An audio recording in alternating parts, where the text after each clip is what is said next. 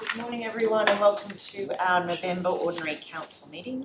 I'd like to begin by acknowledging the traditional owners of the land throughout our region and the land on which we meet today, and pay my respect to their elders past, present and emerging. We have with us today Pastor Wayne Humphreys to lead our prayer. Good morning everyone. About 3,000 years ago, the Bible tells us that King Solomon was ascending to the throne of the most powerful nation on earth. And God gave him a special gift. He said, "You ask for anything that you want and I'll give it to you." So Solomon could have asked for victory over his enemies, for wealth, power, but instead he said this, and I read it to you from 2 Chronicles chapter 1 and verse 10. "Now give me wisdom and knowledge, that I may go out and come in before this people. For who can judge this great people of yours?" And the rest is history, because we know God not only gave him knowledge, wisdom and power, but also wealth and fame that lasts down to today. God is a wonderful God, and he wishes to dispense that same wisdom to today. So I'm going to pray for each one of you, that you can govern this great people as well. Let's bow our heads.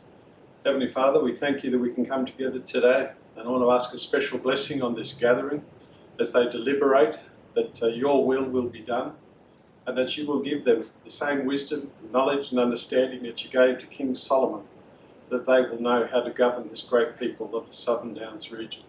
So bless and strengthen them as they deliberate today, that it might be in accordance with your will, is my prayer. In Jesus' name I ask it.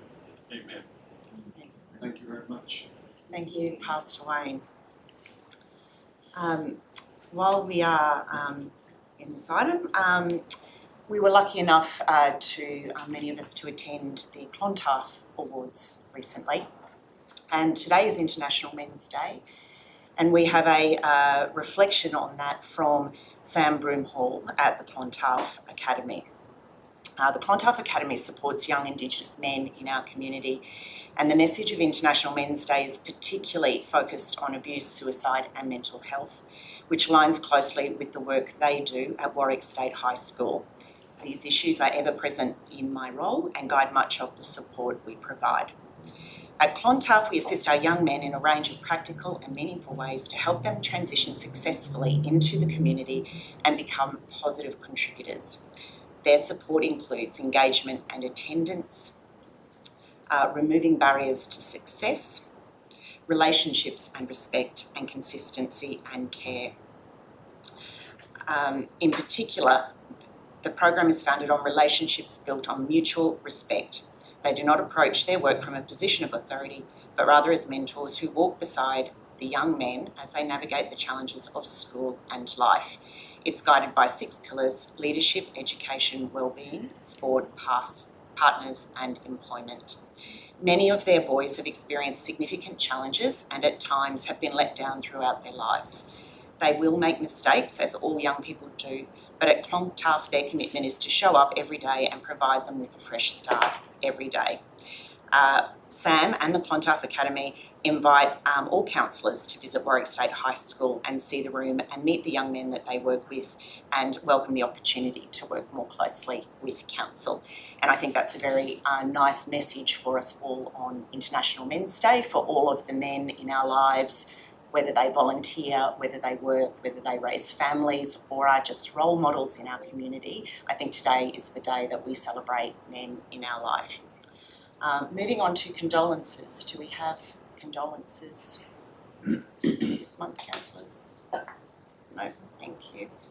Okay, attendance and apologies. We have an apology from Councillor McDonald, who was given a leave of absence for today. Everyone else is in attendance. Reading and confirmation of minutes. We have a recommendation that the minutes of the Ordinary Council meeting held on Wednesday, 15 October 2025 be adopted. Do I have a mover for that? Councillor Pigeon, thank you. And a seconder? Councillor Haslett, thank you. All in favour? That's unanimous, thank you. Item 5. Actions from council meetings. We have a recommendation that council receive the report. Do I have a mover for that? Councillor Wendell, and a seconder, Councillor Dean. Thank you. I have a question on this item in relation to item 15.3 in the report. The Bully Street matter had been withdrawn at the request of the applicant and was to be deferred to November, but I just want to check that that is being deferred to a later meeting, or is it withdrawn?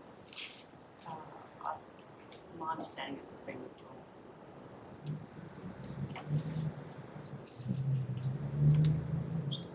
Yes. Okay. Thank you. Any other questions, councillors? No. All in favour? It's unanimous. Thank you. Item 6. Any conflicts of interest today, Councillor Pigeon? Item number 15.5 and 17.1. Any other councillors? No. Okay, Councillor Pigeon. For 15.5, I declare a conflict of interest due to Health and Planning Services, and I will be leaving the room for that decision, please. Okay. And 17.1, the planning scheme. I wish to ask my fellow councillors if I can stay in the room and vote. A family member has put a submission into the planning scheme. However, with it being a larger body of work, I believe that the submission has nothing to do with the items that are coming up for today's agenda. Thank you, Councillor Pigeon. Do I have someone happy to move? Councillor Haslett and seconded Councillor Wendell for Councillor Pigeon to remain in the room and participate in the vote. All in favour? That's Councillors Dean, Richters, Haslett, Wendell and Hamilton. Those against? Councillors Wantling and Bartley. Thank you, that's passed. We don't have a mayoral minute or any notices of motion today, so moving on to item 9.1, correspondence. We have a recommendation that the report of the Chief Executive Officer in relation to correspondence be received. Do I have a mover for that? Councillor Haslett, thank you, and a seconder. Councillor Pigeon, thank you. I wanted to give an update on one item in the correspondence. Actually, two items. I think I did want to particularly draw attention to the correspondence from Director General Sally Stannard in relation to Condamine River Road and confirm that, quoted from that letter, TMR does not generally support the posting of speed limits on unsealed roads. That had been an item in the press recently, so that confirmation from TMR does confirm what they have advised Council in the past, and we will be updating the Condamine River Road working group of that correspondence at the next meeting. And then secondly, in relation to the Warwick Hospital helipad, I just wanted to let councillors know that this item is on the agenda for our upcoming local disaster management group meeting because it is clearly an item of importance to our community and to council. Depending on that update at the LDMG meeting, the matter might be escalated to the district disaster management group. Were there any other questions or comments on that item? No. All in favour? It's unanimous, thank you. We don't have any petitions or joint letters. Moving on to portfolio reports. We have a recommendation that Council's Prosperous Communities Portfolio Report be received. Do I have a mover for that? Councillor Wendell, thank you, and seconder Councillor Dean. I will take that report as read, and I simply want to add to the report a general comment that I've made to a number of ministers that it's been really good to see so many ministers coming out to the regions, and I think it's good for them to both see our problems, see our opportunities here, and also hear firsthand what some of the barriers to achieving those opportunities could be, where we can work together in collaboration with the state government. Are we happy to move to a vote on that? All in favour? Unanimous, thank you. We then have item 12.1, a recommendation that council note the Chief Executive Officer's status report. Do I have a mover for that? Councillor Hustler, thank you, and seconded Councillor Pigeon. Do we have any questions or comments on that one, councillors? No? All in favour? Unanimous, thank you. Moving on to the annual report, we have a recommendation that council adopt the Southern Downs Regional Council 2024-25 annual report, incorporating the audited financial statements for the year ended 30 June 2025. Do I have a mover for that? Councillor Windle, thank you. And a seconder, Councillor Dean. Does anyone want to speak for the motion? I just want to make a comment, not so much just speak for the motion, Madam Mayor, just it's our report card that we get as a council, and it's read by both levels of government that sit above us to see how we're performing as a council. It's also read by interested community members that see where their rates are being spent and how we're performing also. It's interesting to see that we've got some of the biggest investments, $15 million in investments, one of the highest levels of investment in the last 10 years. And if you have a look at the bar graphs, it also shows the highest amount of, lowest amount of debt, the lowest amount of, we're really performing well as far as finances go. Wages and salaries went up by 1.5 million, but that's to be expected because our staff went up by 11. We had in the admin and 4 in the outside. Unfortunately, we lost, I think, 3 in the outside staff, but that's the normal at the moment, it would appear. It's interesting to see that our rates received were 150,000 less than 2024, given that the rate increase we put in the annual budget. But it's very enlightening. I encourage the community to read it and understand it, because basically is our guide to how we're performing as a council. There are some parts that I find interesting, where the fitness centre on page 85 of our agenda, there was no fees reported for that, so I'm sure we did get some fees, but there's just a line indicating we had collected none. So I think there are some anomalies in there still. Thank you, Councillor Bartley. Do we have any other councillors who want to speak to the report? Councillor Dean.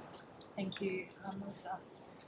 This year has been a strong one for our region. We've continued to improve our services, invest in our roads and our community facilities, and support local businesses and community groups. It's been a year of steady progress and positive steps forward. One of the real highlights has been the way our community works together, whether it's local organisations, volunteers or regional partners. The Southern Downs continues to show what collaboration can achieve.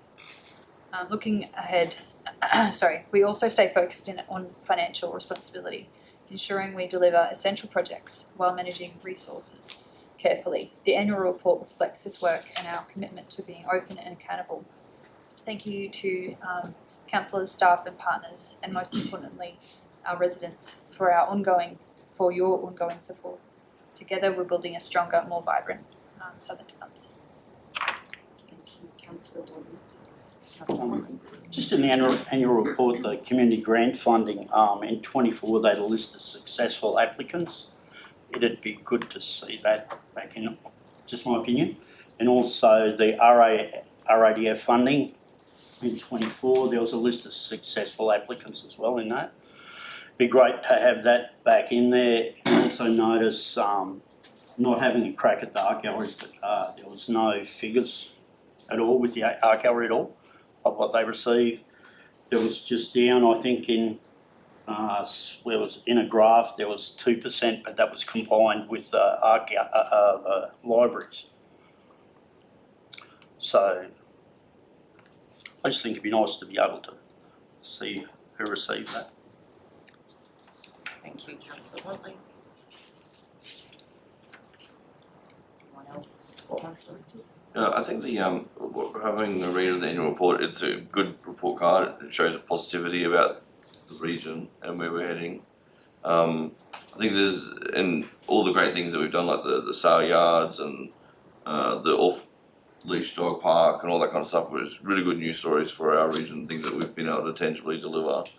On the flip side of that, there's things that we need to be mindful of as well. We took in 5.5% greater revenue last year than what we had expenses for, and that's on the back of surpluses that are not seen like that in any other government sector at the moment. And then on top of that, we've got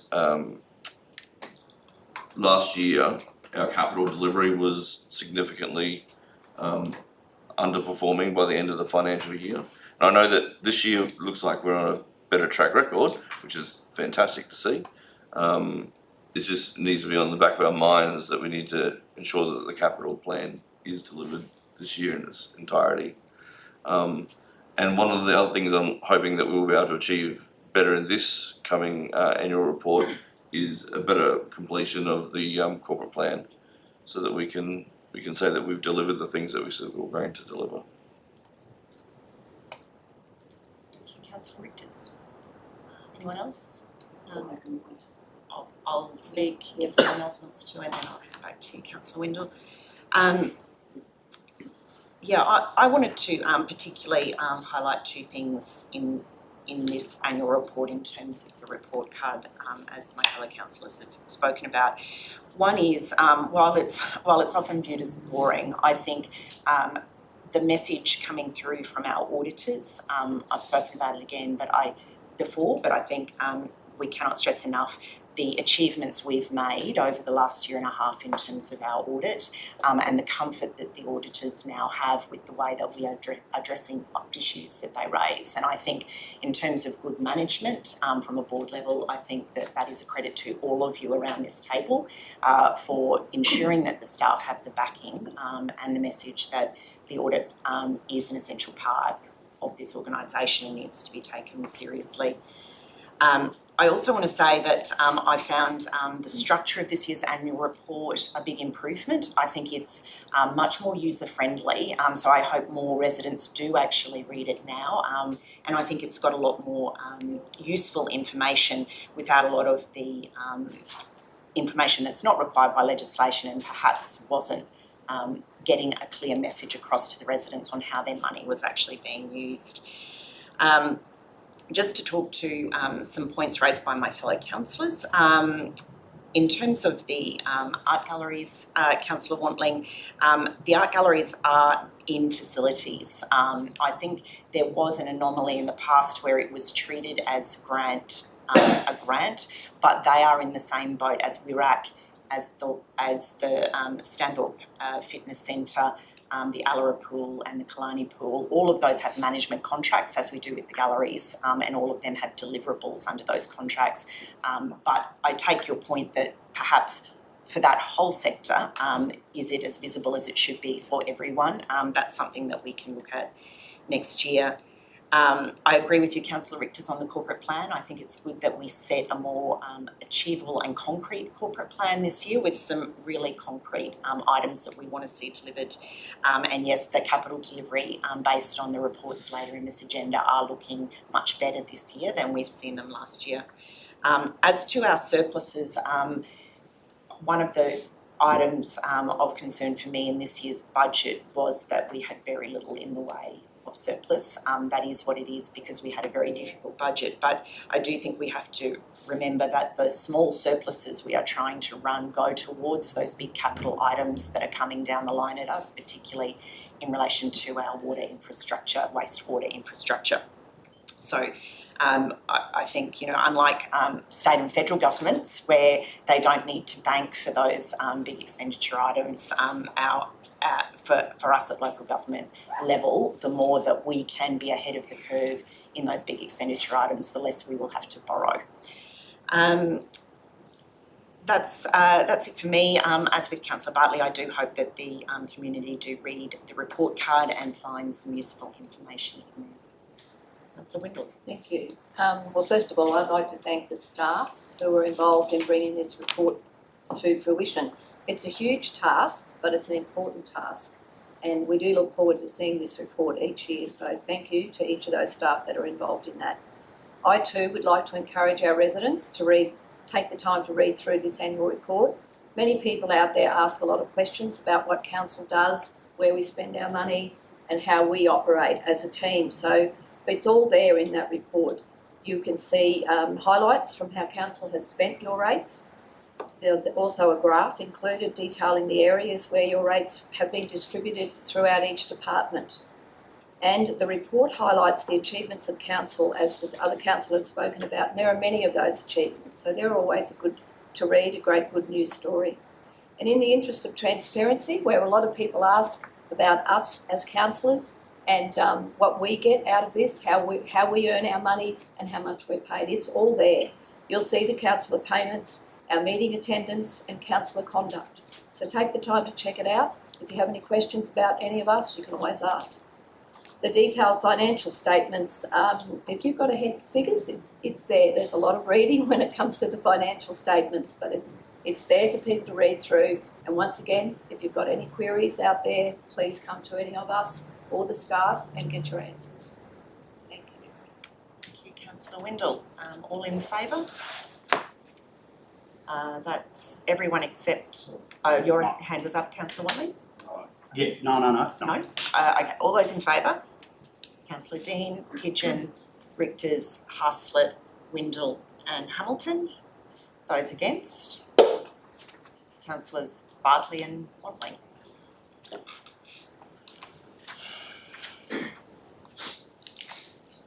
Moving on to item 13.1. We have a recommendation that Council receive and note the financial performance report as at 31 October 2025. Do I have a mover for that? Councillor Windle, thank you. And a seconder? Councillor Haslett, thank you. Do we have anyone, any questions before we speak to the motion? No, I have some. Ask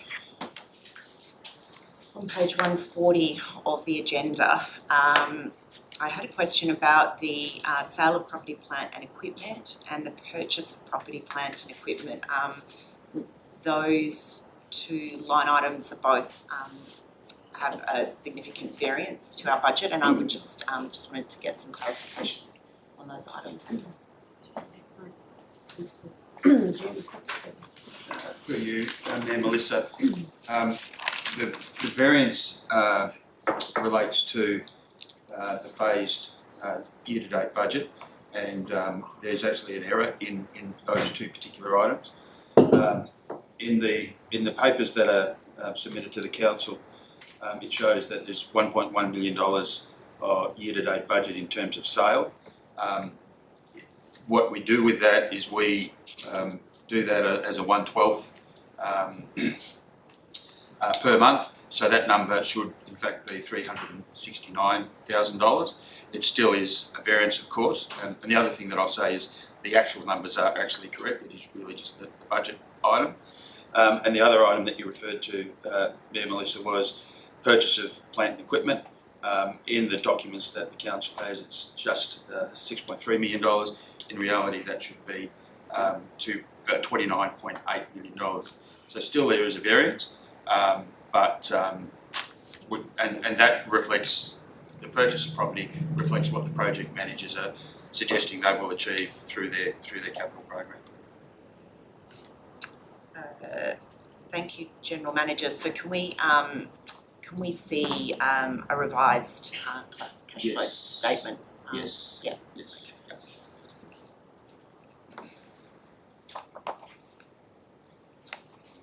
Okay. Any other questions, councillors? Just one question, or you can take it on notice because I haven't. It's just the statement on page 134 overstate the extra expenses by $532,247, which is almost double, or 93% of the actual extra expenses.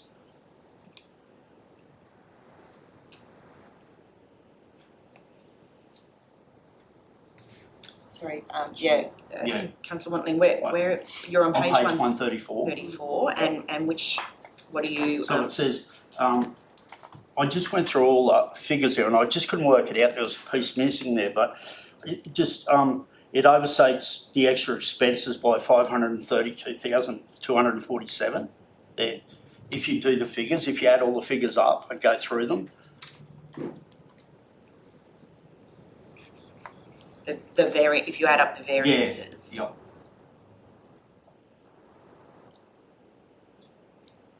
So the variances are less than so the 1.1 million over budget, Yeah. and they're the main line items, but you're saying, Yeah, if you go down to page, okay. The variance. if you go down to the, just hang on a second. But yes, you're referring to that number of 567756. Yeah. Yeah. Down to statement.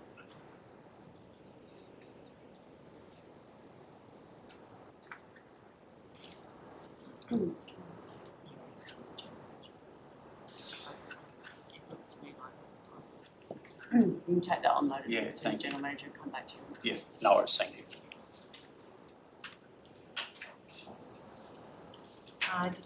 That's a clarifying question on page 144. This is just an interpretation of the graph question. The practically completed sections were shown in green, and then the financially completed section. So am I right in assuming that eventually the green parts of the graph will turn into the blue parts of the graph once they're fully expended? Yes, that is correct. So usually with capital, that the practical completion finishes before the financial expenditure, and that's generally to do with the timing of invoices coming in and expenditure going out. If that is the case, I would like to say congratulations for the first half of this year so far, because as things are being practically completed, they've been financially paid out much faster than what they were last year.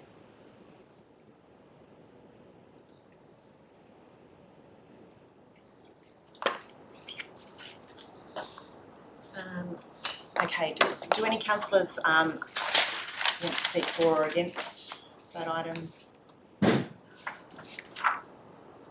I'll just speak for it. I know we mentioned it in the annual report, but I do want to say again, the capital works in progress. Those numbers I think are looking much better. It's obviously a much more strict approach to what we anticipate being able to do in the year and then tracking against that. So I think we're being really realistic, obviously, in terms of that capital budget. So that's good to see. Are we happy to move to a vote on that, councillors? All in favour? That's unanimous, thank you. We have the closing report and management letter and a recommendation that council receive and note the Queensland Audit Office final closing report and management representation letter relating to the 2024-25 external audit. Do I have a mover for that? Councillor Haslett, thank you. And a seconder, Councillor Pigeon, thank you. Do you want to speak to that, Councillor Haslett? I will just briefly say, when I first read this, I had some concerns about the wording there of an uncorrected quantitative misstatement matter, because that sounds like something very scary when you read it like that. However, I did a bit more investigating and upskilled myself to understand that better and came out at the end feeling quite comfortable with what's going on there as just being part of a natural accounting process. But yes, those words as they're written there sound quite scary, but that is, I'm told, what they are meant to be in an accounting sense. So I'm quite comfortable with that and therefore happy to move this item. Thank you, Councillor Haslett. And I think that's a good point. That's obviously where all of us would have focused. It's obviously been, I just want to check whether that is now working through in terms of the accounting team correcting it for this financial year and whether that has any impact. Through you, Mayor Melissa, what happens on a 5-year cycle is that council revalues its assets and in the intervening periods, we engage external experts to provide us advice on a desktop review of what those assets are and whether or not we should index them or not.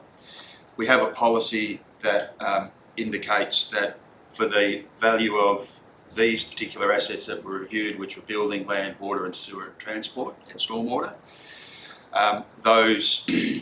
the materiality threshold is $51 million, and that's endorsed by the Audit and Risk Committee, as well as endorsed by our auditor, the Queensland Audit Office, when we set out to do our audit at the start of each year, so we know that at the start. We engaged Australis to do that desktop review. As you can see there, the cumulative number of those assets altogether was $48.5 million, which is under the threshold. So we chose, with the support of the Audit and Risk Committee, as well as with our Audit Office, the Audit Office, to not recognise that. So it's not an error, it's a deliberate thing that we do, and it's in accordance with our policies. It certainly will be addressed in next financial years, because the cumulative effect of each of those will, as individual items, will probably rise above the 10%. There's also a 10% limit as well. So we sort of see those cumulatively over the years. So it is likely that we will do that, but a number of these assets are proposed to be extensively reviewed, formally reviewed, revalued I should say, in the next financial year. So we'll get picked up there.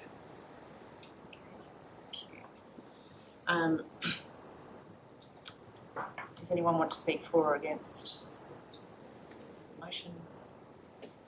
I'll speak for. I just wanted to say again, it's good to see the unmodified audit opinion and the closing report showing our sustainability assessment ratios are all looking good, and also to note that the auditors felt that there had been a significant improvement in relation to our internal controls and the way that the staff are dealing with matters raised by the auditors. So I think that's a really positive thing for us as council, to see that the executive are actually handling audit matters seriously and responsibly.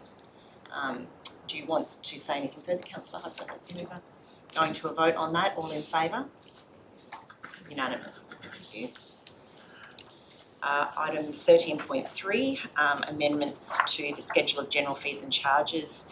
We have a recommendation that Council adopt the attached amendments to the schedule of general fees and charges for the 2025-2026 financial year. Councillors, I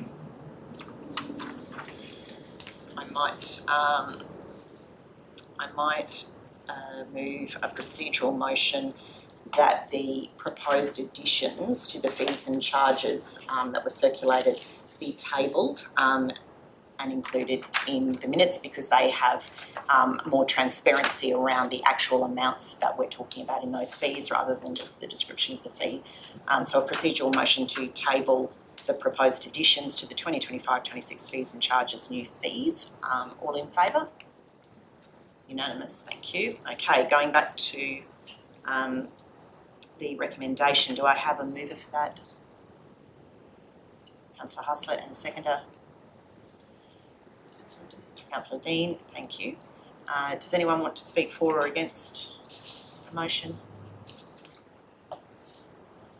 Councillor Bartley, for or against? I won't be supporting this motion. I think we're supposed to be attracting development, and I see some impediments in those fees and charges that will probably persuade potential development not to come here. So I'm concerned about some of the fees that have been suggested.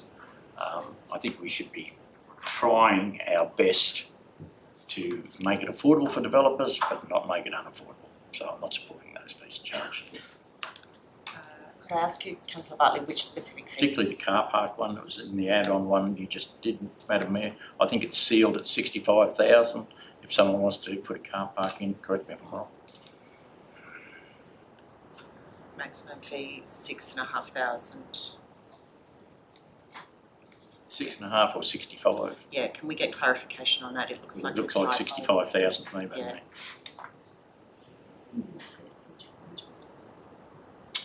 I will need to take that one on notice. Unless Paul, is that advice? It's a planning one.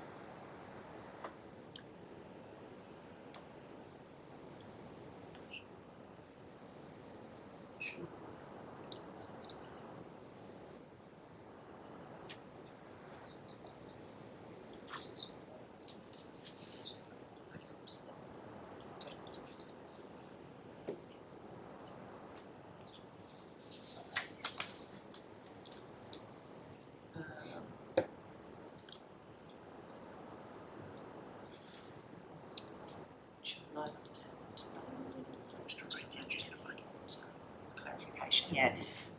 Yeah, so a procedural motion to lie that on the table while we get clarification on that fee. All in favour? Thank you, okay. Come back to that item later on.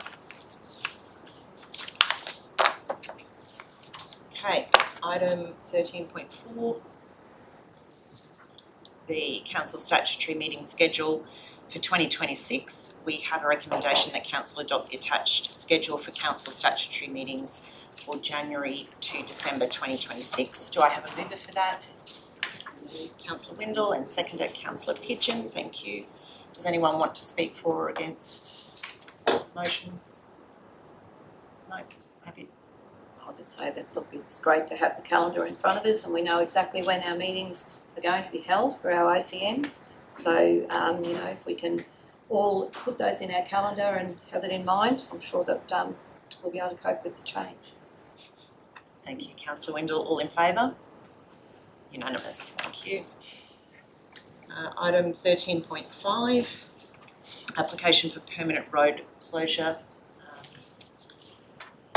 In Pratten, we have a recommendation that council, pursuant to section 99(1) of the Land Act 1994, object to the application for a permanent road closure over part of the road reserve adjacent to lot 38 on MPH 26129. Do I have a mover for that? Councillor Bartley, thank you, and a seconder? Councillor Dean, thank you. Do you want to speak to the motion? Thanks, Mr Mayor, and I think our staff have got this one right. It's basically, it could prevent further development of that area, and I think it's going to develop its community. I think you'd be restricting access. I think we need to be very careful how we close roads in the future, even though we're only asked normally as a co-responder, but it does inhibit future growth and it does have further impacts. The roads were put there for a reason, and we should understand the historic reasons they've been put there. Councillor Bartley, does anyone want to speak against the motion? Councillor Richters? This parcel of land is a small unmade road reserve. It's roughly 0.8 hectares in size and about only 60 metres deep.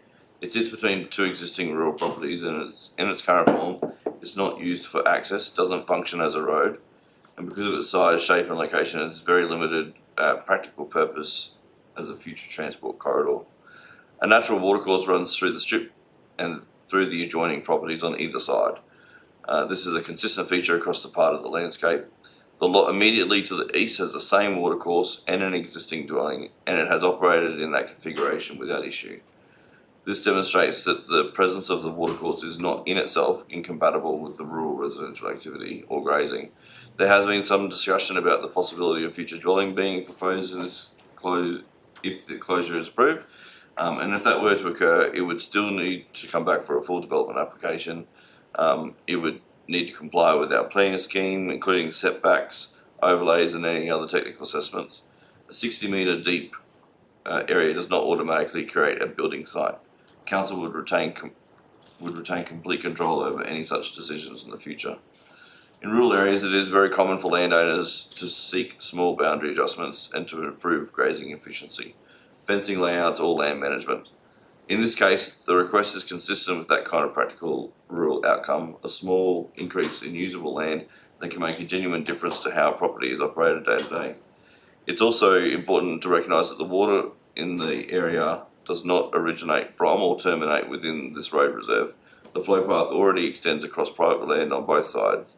Closing the reserve does not change the catchment. It does not introduce new behaviours that are not already present in the immediate vicinity. And for me, the key question is whether this road reserve has a realistic future purpose for council or the community.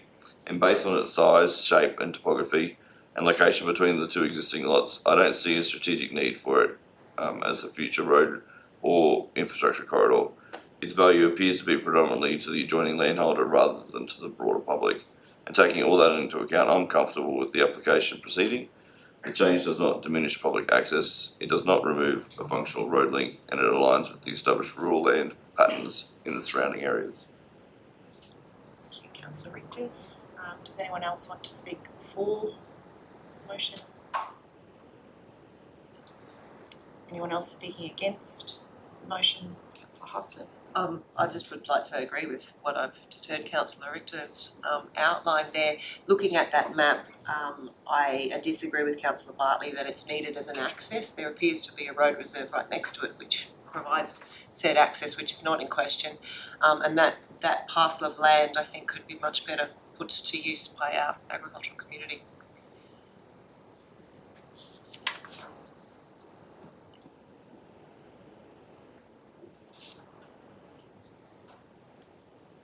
Thank you, Councillor Haslett. I have a question. Yep. Last question. Yes, so I would like to know that area between those two blocks there that clearly looks like a road to me, is that a road or is it a watercourse? I thought, did you say there was a watercourse there? Or Ross? Somebody did. So somebody could clear that up for me? Through the Mayor, thanks for the question, Deputy Mayor. The reason that we put some technical objections into the closure is mainly due to the topography and potential stormwater issues. So it's likely that any future private ownership of that land would be affected by stormwater in that area. We're already dealing with another issue further down the road. There's also a confluence, what we call them the red and the green highlighted waterways in that area, which is the mapping by the state government. And so we feel that if there is any private ownership of that land, it might actually impact on the road and potentially require the council to put in future drainage. So that's the basis of our objection, Mayor. So just further to that, so have these people actually indicated what they want to use that area for? Like if it's only an open space, is there going to be any change to what's already happening there with water at the moment? I mean, unless they want to put a building on it, like Councillor Richter said, they would have to get approval for that anyway if they were going to build on it. So then it would open up whether there's an issue with water and such like. But at the moment, if they're only going to use it as an open space, which it already is, I'm not clear on what the issue actually is.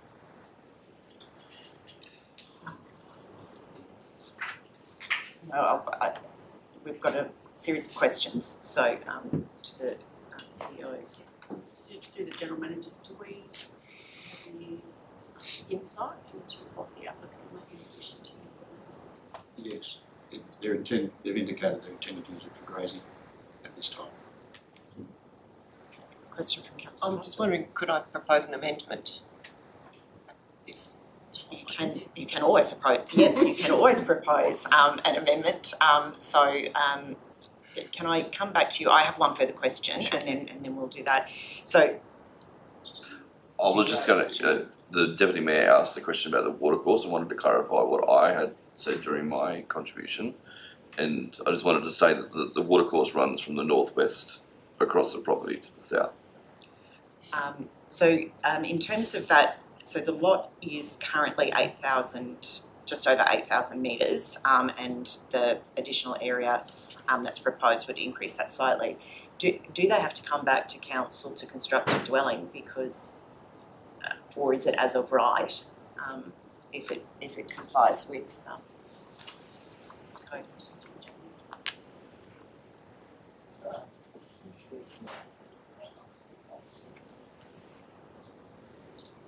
Could you answer that question?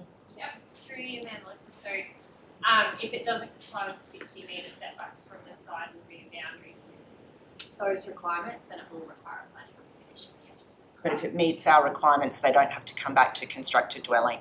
Correct, on the land. as long as it meets the requirements. Okay, so we may or may not have an opportunity to impose conditions later down the track. Okay. Yes, okay, so your amendment, councillor Hustler? I was just thinking, because there appears to be some concern about the stormwater runoff and everything, on page 184 in the very first sentence that's there, the manager actually recommends that if the application is approved, that a condition be added requiring the landowner to rectify at their own cost any impact arising from the stormwater flow. Could we put this condition in? And that's what I'm proposing as the, to see how that's back to front, because then it's changing the, so I'm not quite sure how to go about that, but given that it's been suggested that we add a condition. Can I ask whether, given that this isn't a planning application, this is us responding to the state, do we have the ability to add a condition at this point in the process? Can I ask the staff?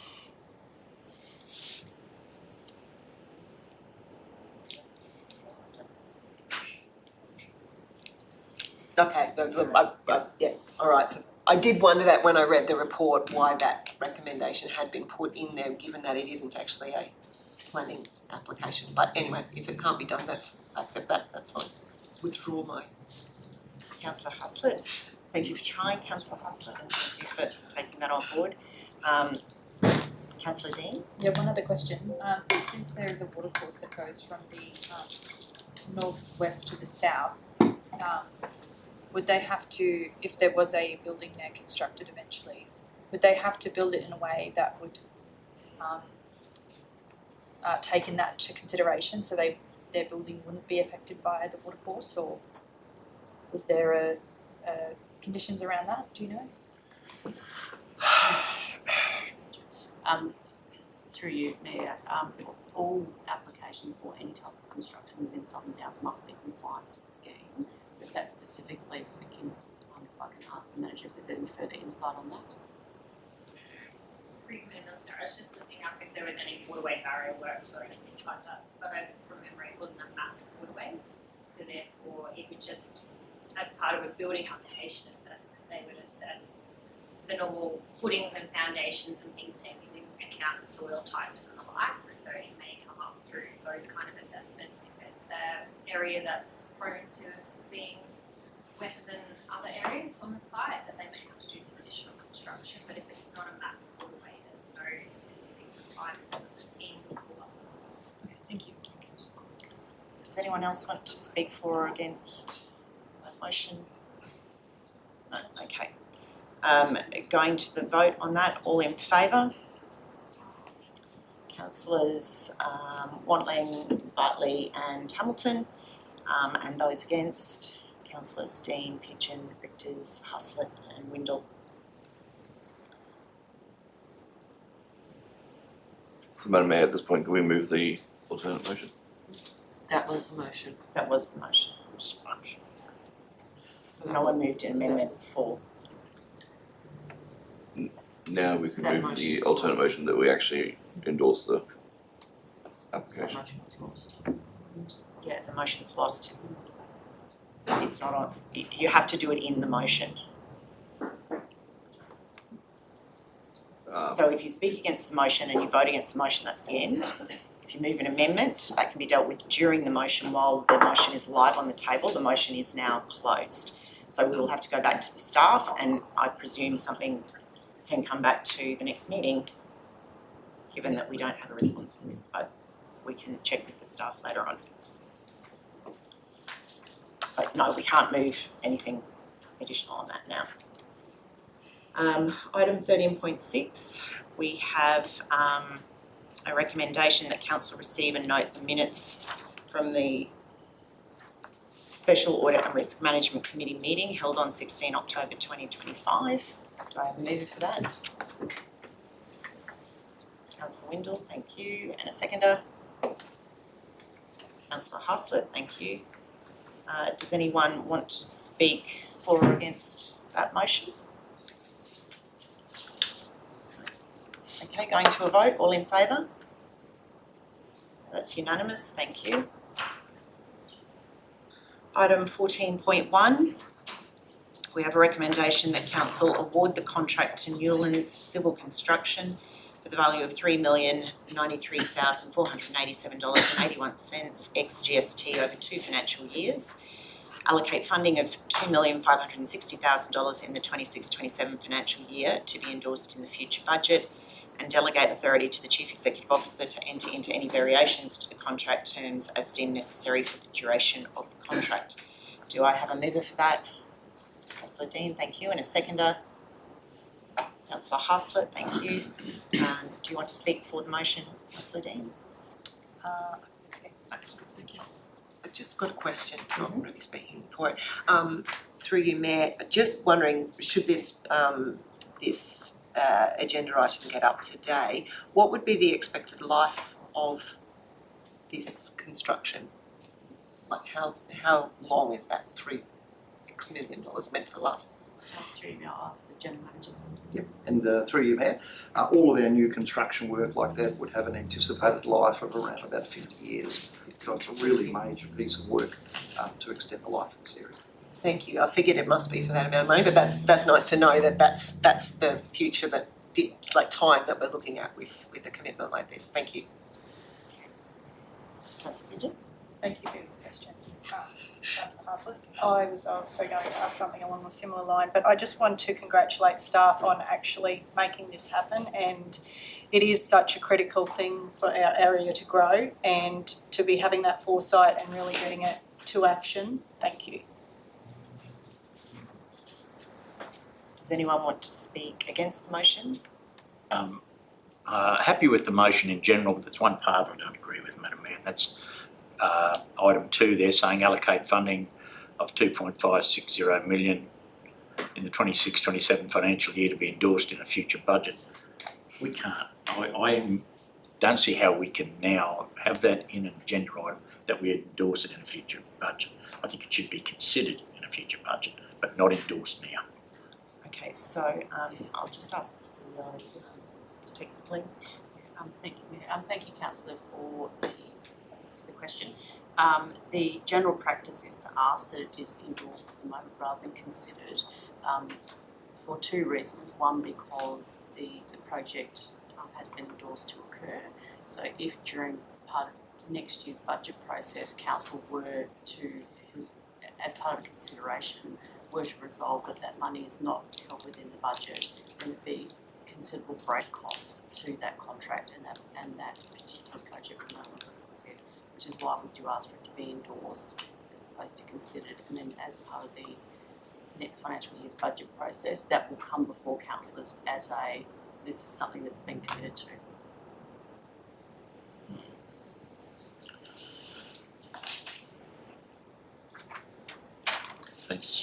Thanks, Rachel, but I still have issues with it. Does anyone else want to speak against the motion? I'll speak for the motion.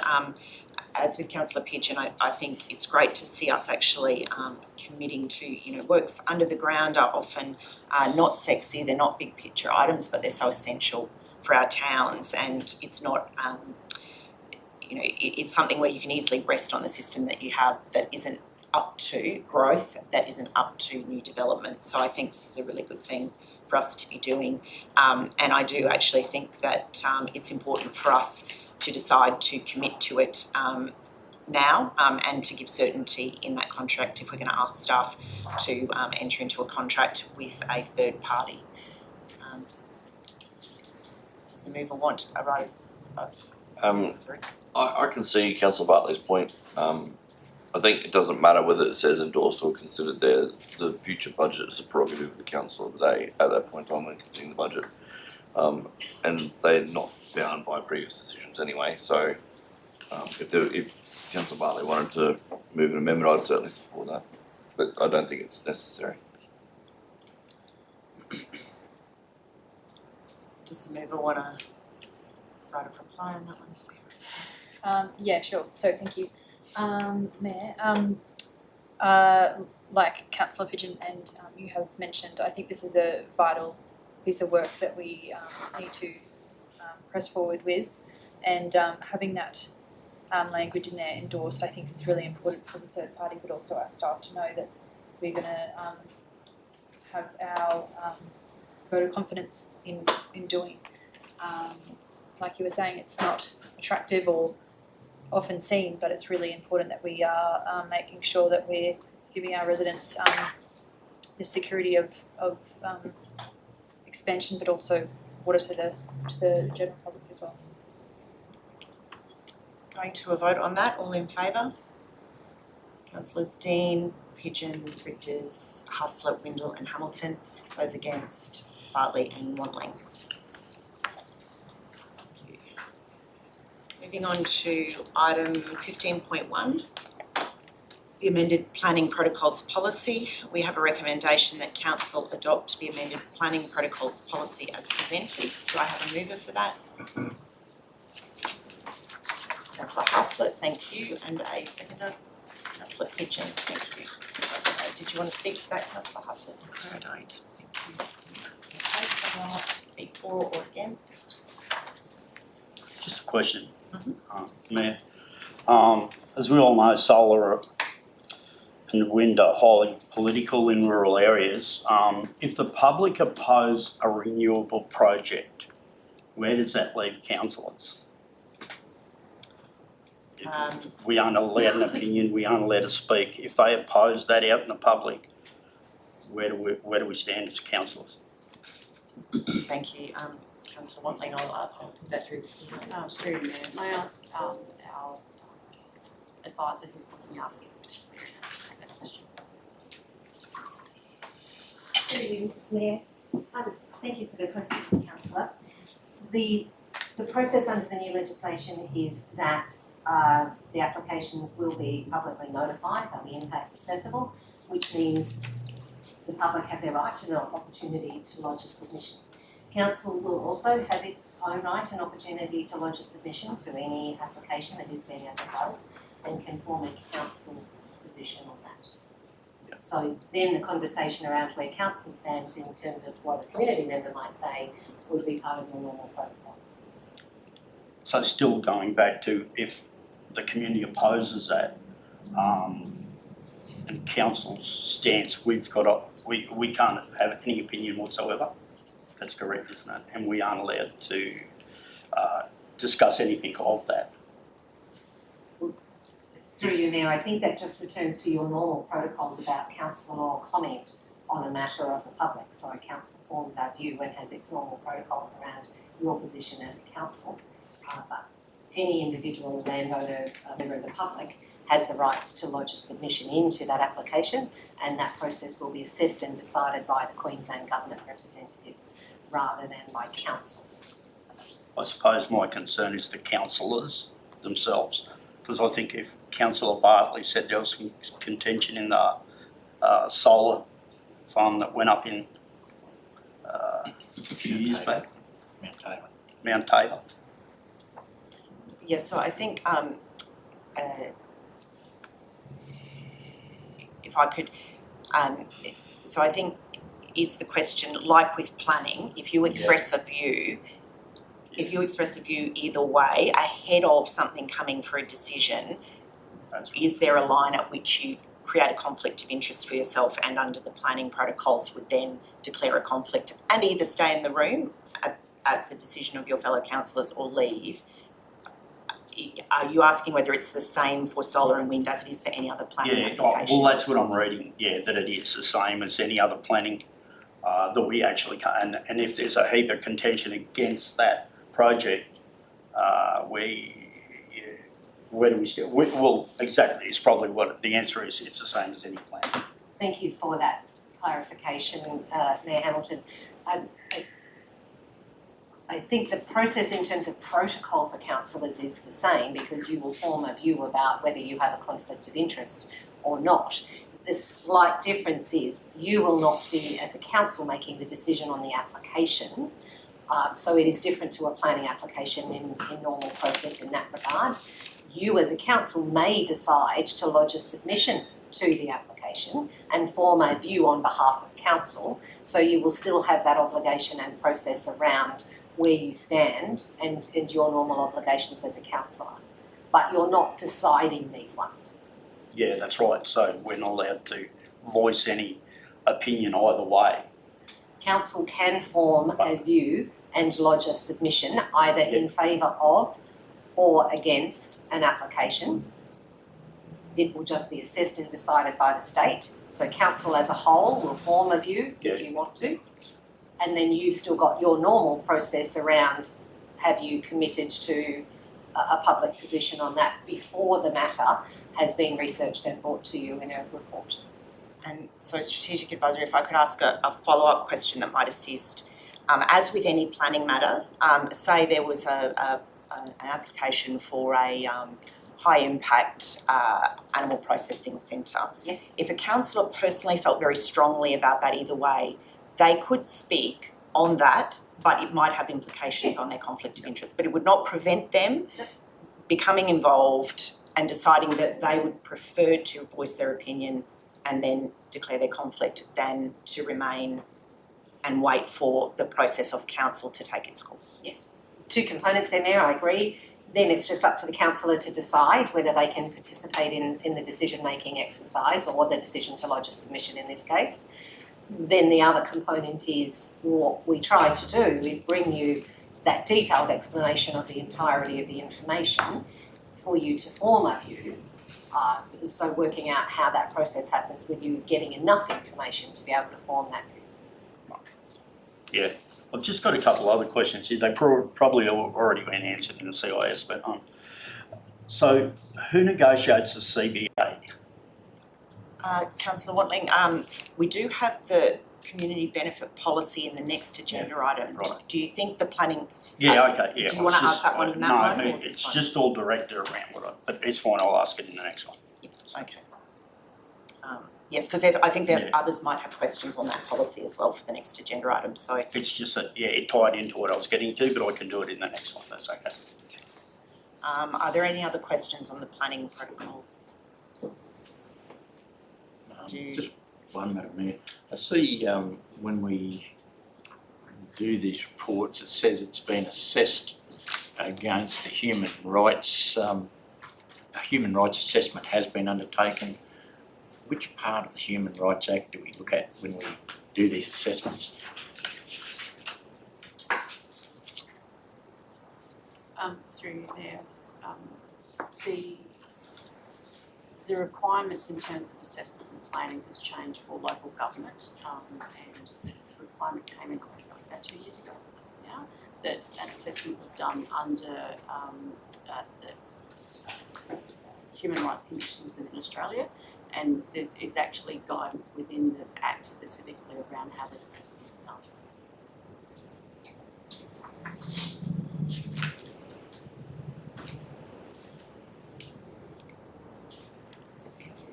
I want to begin by recognising the work that's gone into this amendment and updating the policy to reflect the state's new requirements around renewable energy and social impact assessments is appropriate and necessary. It's important that our documents remain current, and I appreciate that effort. In reviewing the changes, however, it becomes clear that the policy does more than simply incorporate those legislative updates. Nearly every step of the planning process has been adjusted, from early engagement to pre-lodgement meetings to assessment to post-decision interactions.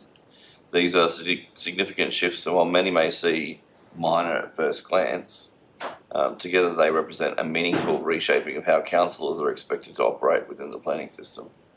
One of the more noteworthy examples is the new requirement that councillors attend pre-lodgement meetings must act only as observers without making comments or asking questions.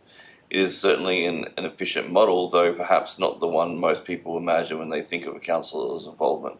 And while I understand the desire for consistency, it's important to acknowledge that no other council, Queensland Council, has taken this particular step across all of the pre-lodgement meetings. Even South Burnett, often referenced as being strict in their approach, applies its observer clause only in their internal officer-run technical sessions, not to the full range of other interactions with developers. Their councillors still remain in the room to participate when appropriate. This pattern appears elsewhere in the amendment document as well. The language around confidentiality has broadened, encouraging councillors to treat entire discussions as commercial in confidence. The definitions around conflicts have shifted subtly, but in ways that could discourage engagement, and the thresholds for when councillors can interact, question or clarify have been tightened to multiple points along the assessment pathway. I'm sure all of these changes are intended to support good governance, but they do place constraints on participation that go beyond the standard used across the state. Our community expects us to be informed early and to ask thoughtful questions and to represent their interests throughout the process. They want councillors who are visible and engaged, not councillors who are present but silent. The original 2024 policy actually struck the balance well.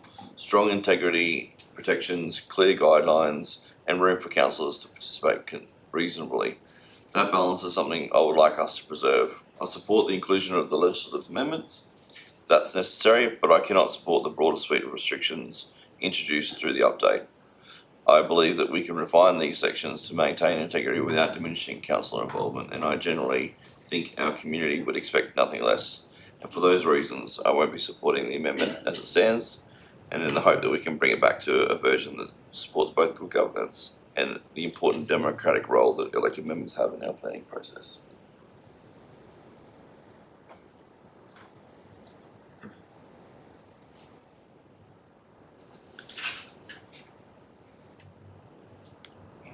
I was just going to ask a question through to the planning staff.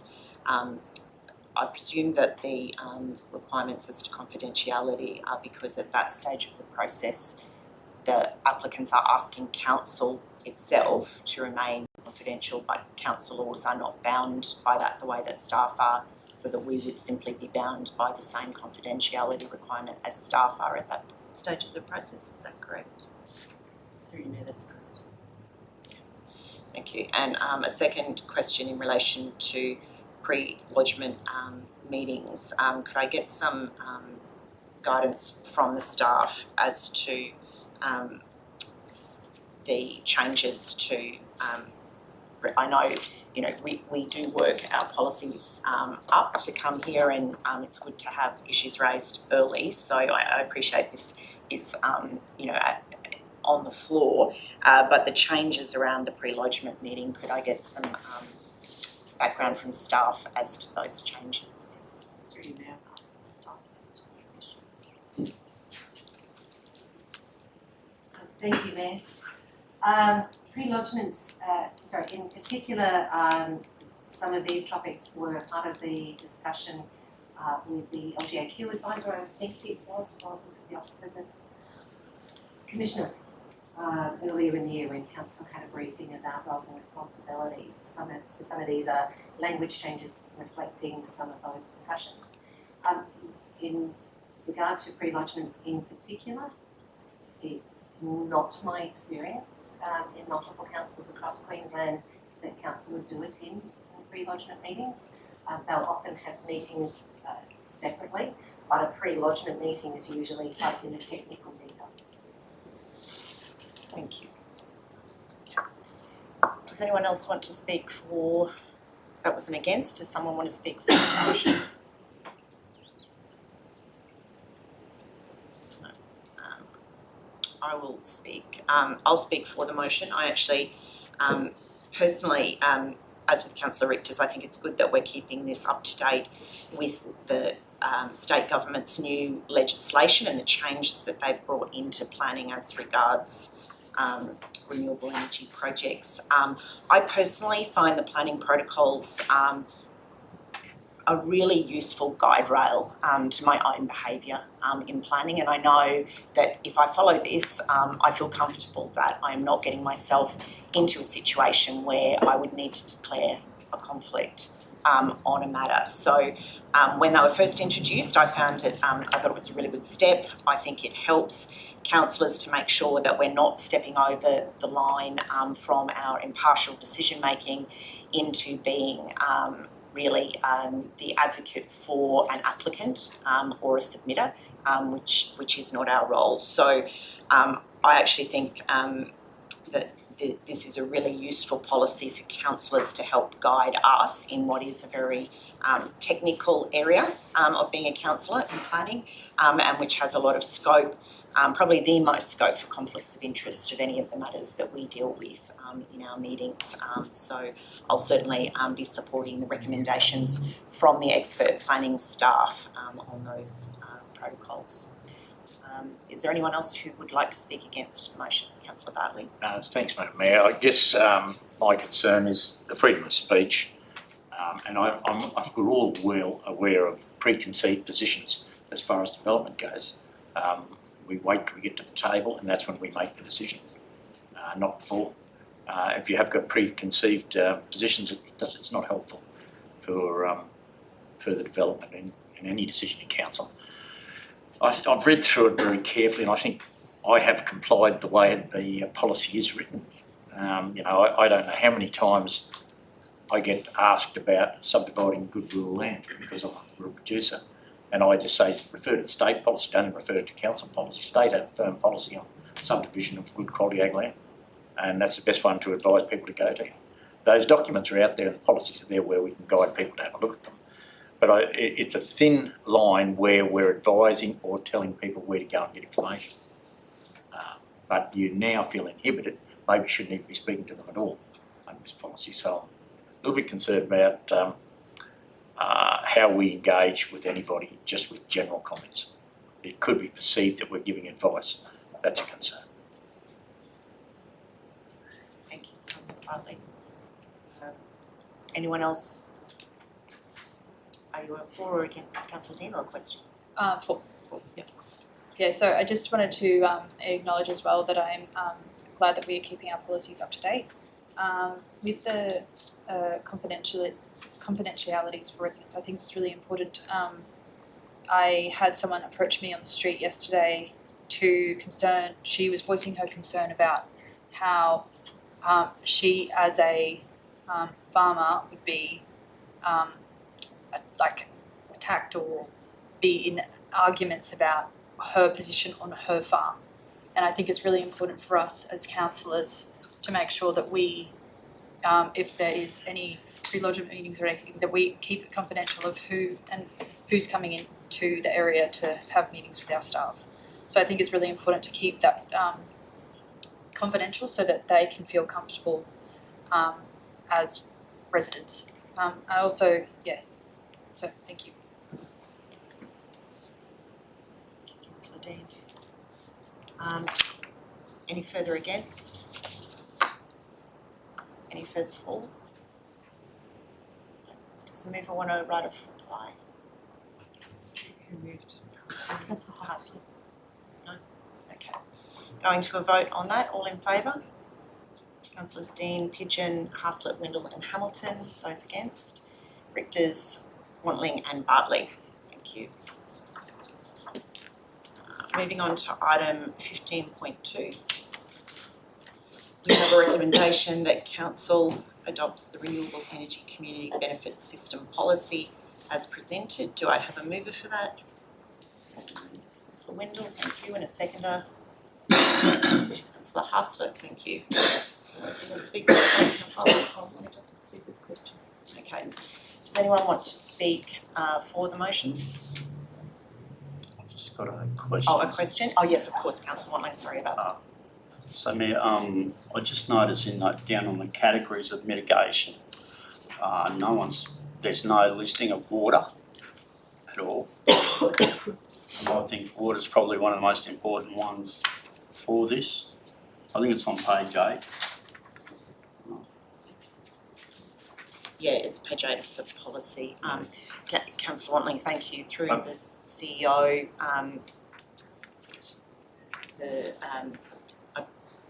could we get clarification on is water part of the state assessment process? Through you, Mayor. Through you, Mayor, yes. Water is part of the matters to be considered under the code by the SARA, the State Assessment and Referral Agency. So the categories of mitigation are designed to be under the policy matters outside of those matters that the state will directly control. Is it possible to do an amendment and put up water supply, water usage and water security impacts, another dot point to that? that mitigation?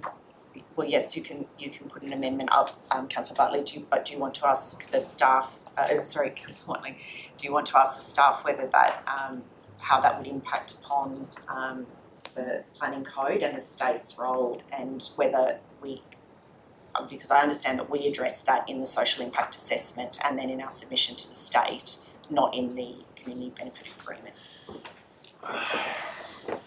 Yes, thank you, Mayor Hamilton, for the question. I'm sorry, Councillor Watling, can I just, I thought water supply, water usage and water. Water security impacts. Security.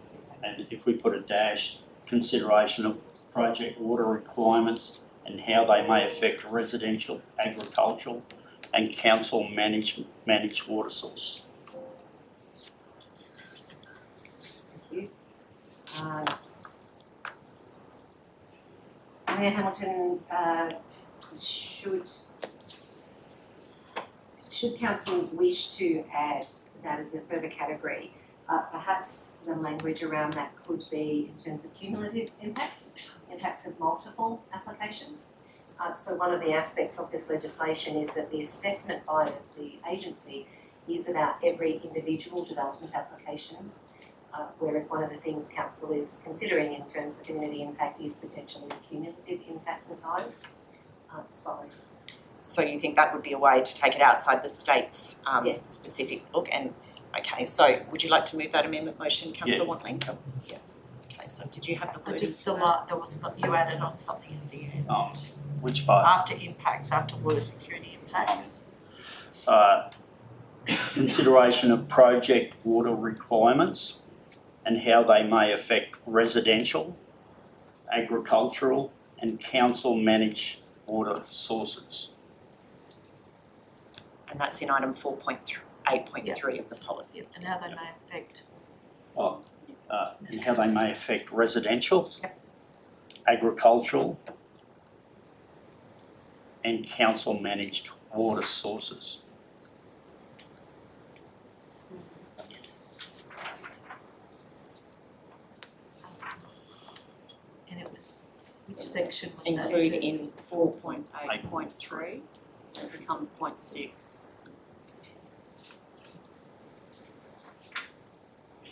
Should you add to the end of that what I was just saying, and their cumulative effect? Yeah.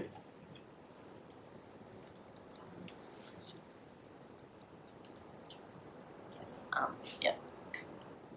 Could our strategic advisor check that wording that's being proposed? Strategic advisor is blind.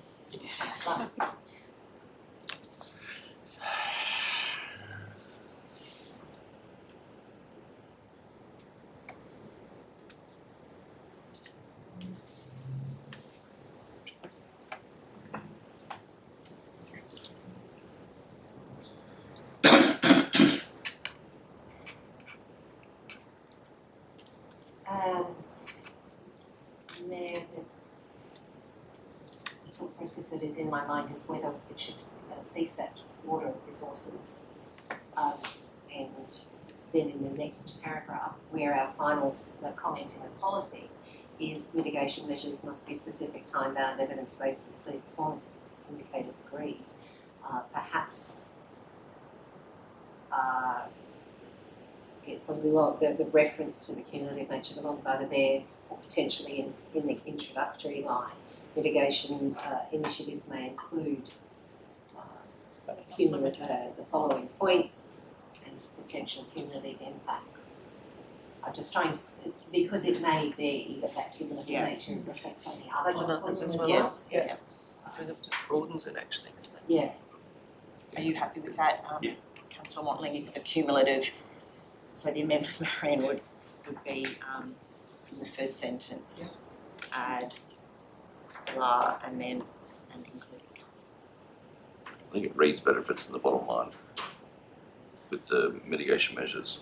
Or the very first line of the 4.8.3. Yeah, I'm saying I think it reads better in the bottom line.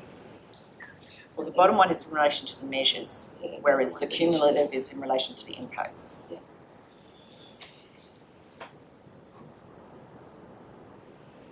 Yeah, after that that full stop though, you could add another bit in there about cumulative effects. I think it's probably the first line, not the last, but I don't think it matters too much either way. We might ask the strategic advisor.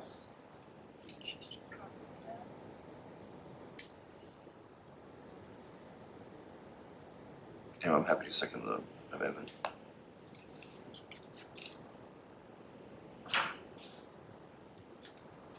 Sorry, I'm just looking at where I think the best addition area would be.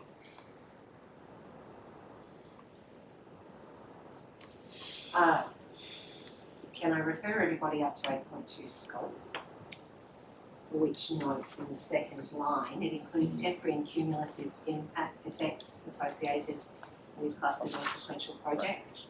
I knew we had put it in there somewhere for a reason, I just had to find the right piece. So we probably only need the I think suggestion we from covered. Councillor Wantling. Yes. So take out the cumulative effect on the end and go back to his original, Councillor Wantling's original That would be my suggestion. Okay. Okay, so we have Councillor Wantling's suggested amendment, and we have a seconder. Does anyone want to speak to that amendment motion? Go to the vote on that, all in favour? I was just going to say, I think it's a good idea to add it. Water is such an important issue for our region. I know that, you know, the list is not actually limited, so it says, you know, these may include, and it's not limited to, so you could have considered water anyway. But I think it's good just for the community to know that we've actually considered it and it's there in the forefront. Yeah, thank you, Councillor Richters. I would also say I met with the Minister for Water yesterday, and certainly the message from the Minister is that these projects will have to absolutely satisfy the government that they have water supply for the project that does not impact the local area, and they are very clear on that, particularly in areas with water issues. So I would hope that in the planning code and the assessment by the state, this is top of mind, but yes, good to have it in there in terms of a catch-all for us as well. Going to a vote on that, all in favour? That's unanimous, thank you. Going back to the original motion, we had started with that first question from Councillor Wantling. Councillor Wantling, did you have any other questions on that No, policy? it was part of an op-one, it's okay. Okay, does anyone else have any questions on that policy? No, okay, so the mover of the original motion was Councillor Windle? Yeah, did you want to speak to the motion, Councillor Windle? Oh, not a lot, Madam Mayor, but I'm happy just to sort of add that, look, this is a fairly new space for a lot of people, and I think there's a lot of work happening in the background, and once again I thank the staff for taking the time to put this together, because there is a lot to it, and we've got to ensure that everything is covered that is expected of council in this space. So, and with the introduction of the new legislation amending the Planning Act, council needs to establish a framework for certain types of renewable energy developments. Let's face it, you know, renewable energy is a big subject out there, and there's a lot happening in our space around us, or hoping to happen. So we have to be prepared for it.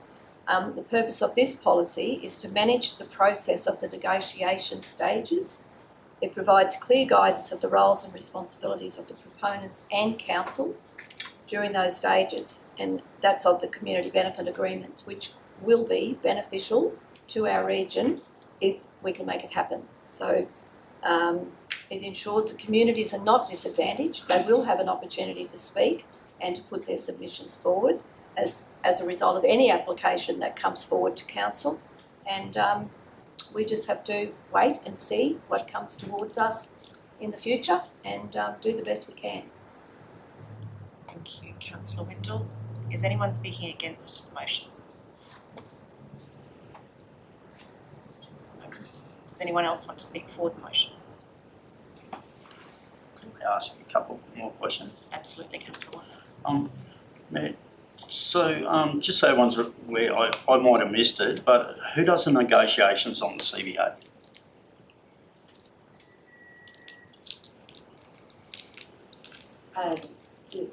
The proposal under this would be that the Mayor and CEO would lead negotiations, but the policy is quite clear that the matter will come to the Council for full Council consideration of any agreement. And the same as that, the SIA, the social impact assessment. Council, sorry, through you, Mayor. Yeah. Council doesn't Sorry. prepare the social impact assessment, it is prepared by the proponent. Yep. So the policy before council at the moment suggests that council would like to co-design the content of the process of that social impact assessment so that you have the ability to ensure that the breadth of community interests are being covered in that assessment. The assessment itself comes into council to inform the negotiation of the community benefit agreement so that the issues that are raised by council are matters that you become aware of and are included in that document for you to then include in the negotiation. So that then our input can go in, some input for that social impact assessment, or is that done in the admin side? We're not that far in process, but my assumption under the policy before you is that because it's a matter that will be decided by council, that there would be full briefings and that information exchange. Yeah, I certainly, I would say as the Mayor in response to that question as well, Councillor Watling, I think this is a very new process. Some councils have delegated a lot of the work to their Mayor and CEO. I don't agree with that for this council. I think especially at the start, it should be something that all councillors are involved in and that would be briefed on and that there would be input around the table for us to get that process right. So I would certainly be looking for a full council involvement all the way through that process.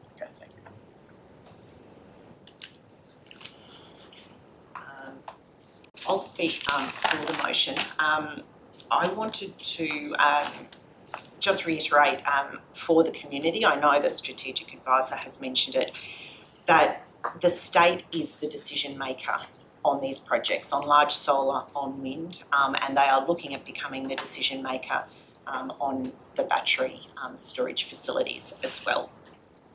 What the state has been very clear on is that the projects need to be impact accessible so that the community and council can have their say in the process of those approvals. Any member of our community will be able to lodge a submission to the state as part of the approval process and have their voice and opinions heard. We, though, as council, have a mandated role to play now under the legislation in negotiating the community benefit agreement, and this policy sets out how our council will comply with that legislation and specifically also sets out our expectations of developers that might be coming to our region. We have worked very closely with our neighbouring councillors in relation to this change of legislation, both with Western Downs Regional Council, Goondiwindi Regional Council and Toowoomba Regional Council. Western Downs Regional Council already had a policy in place prior to the legislation that has assisted us all in determining how to manage this as council. Goondiwindi Regional Council put their policy up to their October council meeting. Toowoomba put theirs up yesterday and we are putting ours up today. And I would like to specifically thank Mayor Andrew Smith and Mayor Lawrence Springborg for their leadership in this process and the assistance that they have given to all of us. I think this is a very balanced policy that's clear for our community and I will be supporting its adoption today. Anyone else like to speak for the motion? No? Do you want to write it for Pratt or? Oh, no, I think it's all covered. Oh, yes, sorry. I have an amendment. I noticed that one of the clauses doesn't actually make much sense. So I will move an amendment motion that we delete 4.10C because it's actually covered already under A and it doesn't actually make grammatical sense. Would I be able to get a seconder for that amendment motion once you've all had a look at it? Councillor Windle, thank you. Councillor. Yeah, Councillor Windle.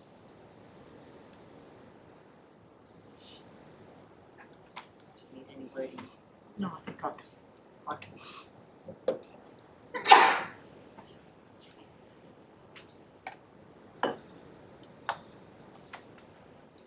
any questions in relation to that?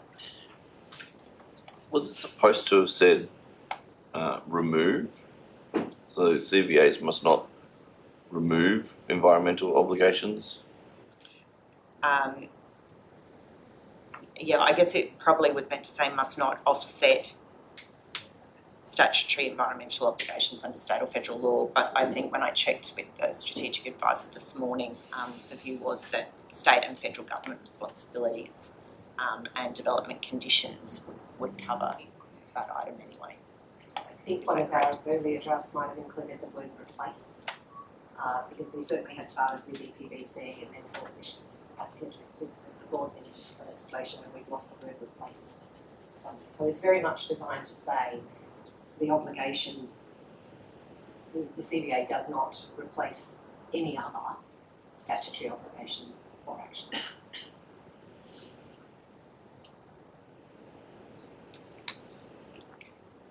Going to a vote on that amendment, all in favour? It's unanimous, thank you, okay. Then back to the original motion as amended, and Councillor Wendell, did you want to write a reply? Is there any additional? No, look, I think everybody has a pretty good understanding of what the CVA is all about, and I think that it's important for us to have this policy in place. Well, it's important to have all policies in place, but this one in particular, now that it's starting to become quite a regular discussion around the region with renewable energies, and we have to be ready for it. So this policy will put us in the right direction, and hopefully we can move forward. Going to a vote on that, all in favour? That's unanimous, thank you. I'm going to move an adjournment motion, all in favour? That's unanimous, thank you.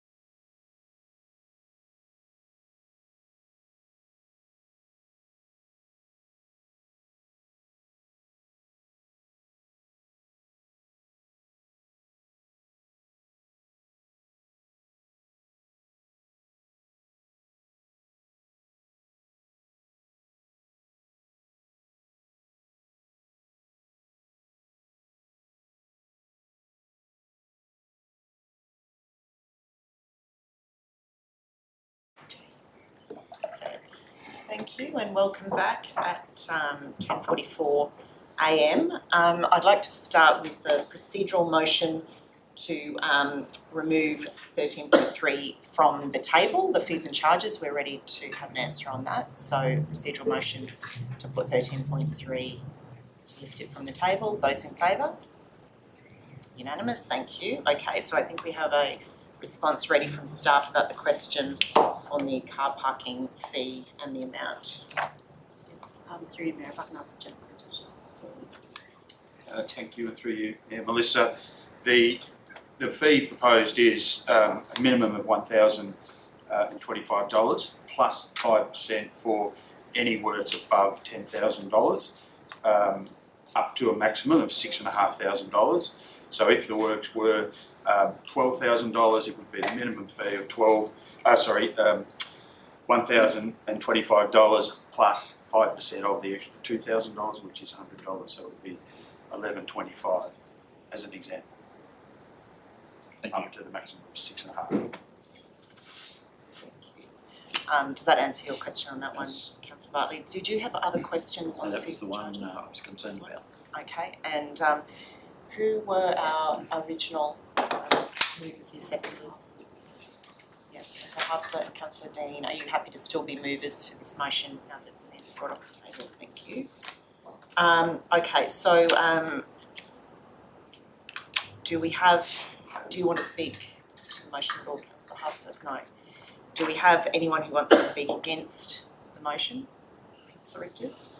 Thanks. I want to start by recognising that fees and charges are a necessary part of council's operations, and we all understand that we need to have a sustainable budget and that we need to recover genuine costs.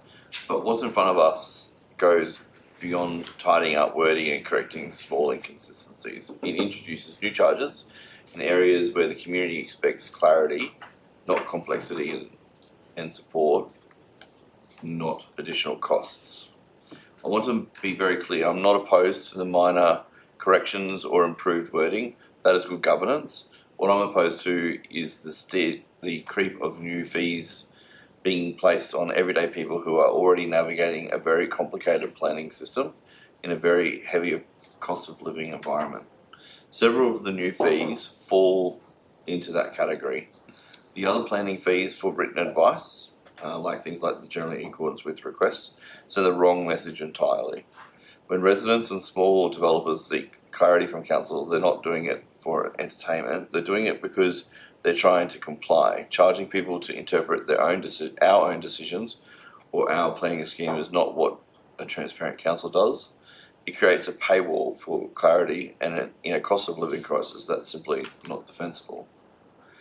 Then we have the new charges for endorsing or approving plans required by conditions of approval. So things like acoustic plans and landscaping plans and all the other documents that we as council require. These are not optional extras, they're mandatory compliance tasks that we have imposed, and charging people again, I believe it's $300 each time, after they've already paid a development application fee feels like double dipping, and however politely the wording presents it. Next is the fee relating to the Renewable Energy Benefits Agreement. The CBA policy that we've just adopted, I think I don't know how we come up with the fee of $50,000, and I'm not entirely confident and happy to be advised otherwise of other councils adopting a fee similar to this as a result of their policies going up. But I've had a look at the current fees and charges as they're listed on all of our neighbouring councils' websites, and no one else charges a fee for a community benefit agreement. And introducing the fee now gives the impression that the decision is and there are other fees, access easement charges when lodged with other applications, operational works fees for car parks only, and a recycled water charge increase that arrives under the heading of just a correction. Each one might be small on its own, but collectively they represent something bigger, a trend towards micro-charging in areas where community reasonably expects simplicity, not a multiplying list of add-ons. So I want to be clear that staff do an enormous amount of work to keep our schedules up to date, and this is not about criticism of that work. But we as councillors have a responsibility to ask whether every new fee genuinely improves service delivery or whether it simply adds another hurdle for residents and small businesses who are already doing everything they can to meet our requirements. We talk often about transparency and we talk about being fair.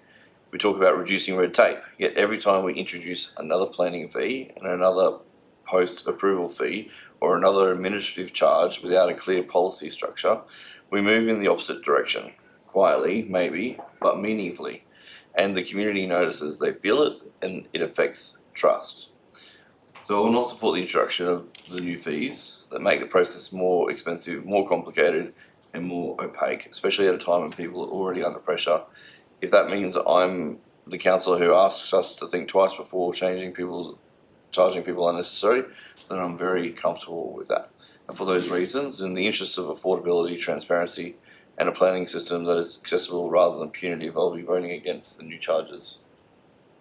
Thank you, Councillor Richters. I have a few questions coming out of that. My understanding from the briefing that we received from staff was that the written advice isn't where someone's asking a question about the application, etc. It's where they specifically need a written advice from council on their file, which is similar to a decision. Is that correct? Because we did cover that and we talked about that at the briefing, and it was not as broad as mentioned by Councillor Richters, was my understanding. But through you, Melissa. That's correct. Generally in accordance request or the like is something that they formally want to request because they're making a formal change to maybe some plans and the like, and they would like written advice to be able to show to their building certifier or the like that there's been a change and council agrees with that change being generally in accordance with their original approval. And my other question is to the strategic advisor. My understanding is that we have looked at the similar fees on renewable energy development applications. Some councils who have more experience in the matter and a greater volume of applications have a tiered system, but most of us who do not have that are probably looking at a more simplified system. But the principle we've all discussed is that the developers pay the costs related to their application and ratepayers and residents are not put to any expense by one of these applications. Is that correct? Yes, no, that is correct. With the fee, the Western Downs fee schedule, for example, is in place and has been for some time, given they have an existing policy. The other councils are amending fee and charges schedules now as their policies are going up. Thank you. That was Councillor Richters speaking against. Is there someone who wants to speak for the motion? No, I will. I'll speak for the motion. I appreciate the sentiment behind Councillor Richters' approach. However, for me, what is really important is that we charge fees for services so as to prevent our general ratepayers bearing the burden of planning and development. And I think it's entirely appropriate that we continue to make sure that developers and those doing business are bearing the full fee recovery for the work that they require us to do. I'm very focused on making sure that we are not cost shifting those fees to our general ratepayers, because we need to ensure as far as possible that we are keeping a focus on what we are asking people to pay in relation to rates. As I heralded in my question, I think on that theme as well, it's entirely appropriate that renewable energy developers who come to our region bear the full costs of their project. I think they expect to do that, and certainly our fees are not even a drop in the bucket for projects the size of for example, McIntyre Wind Farm, and I certainly don't think that our fees will be in any way a disincentive to developers for projects that size, so I will be supporting the recommendations from our staff. Is there anyone else who wants to speak against the motion? No. Going for a vote on that, all in favour? Councillors Dean, Pigeon, Haslett, Wendell and Hamilton. Those against? Councillors Richters, Wantling and Bartley. Moving on to item 15.3, we have a recommendation that council approve in part the change application made in relation to the development permit dated 27 May 2025 for material change of use for the purpose of function facility, existing shed up to 60 guests, caretakers accommodation and short-term accommodation, 5 units, 1 existing dwelling house up to 8 guests and 4 cabins over 3 stages on land at 108 Coochie Road, Dalveen, described as Lot 2, SP 268864. Do I have a mover for that one? Councillor Hustler, thank you. And a seconder? Councillor Windle, thank you. Councillor Hustler, do you want to speak to the motion? No, thanks. Okay. Is there anyone who wants to speak against the motion? Councillor Richters. So my focus is on practicality, consistency and reducing unnecessary red tape, and while still keeping the core safeguards that protect both council and the community. This is a rural property and is already approved for the functional facility and short-term accommodation, and we are dealing with today is not a new development, but a series of amendments to conditions, and in my view should be considered on their merits and not treated as anything else. Starting with the noise conditions, so conditions 5 and 20 through to 22. So I'm supportive of the changes from the applicant. I think the proposed amendments reflect a more contemporary approach to acoustic management. They align better with the EPA.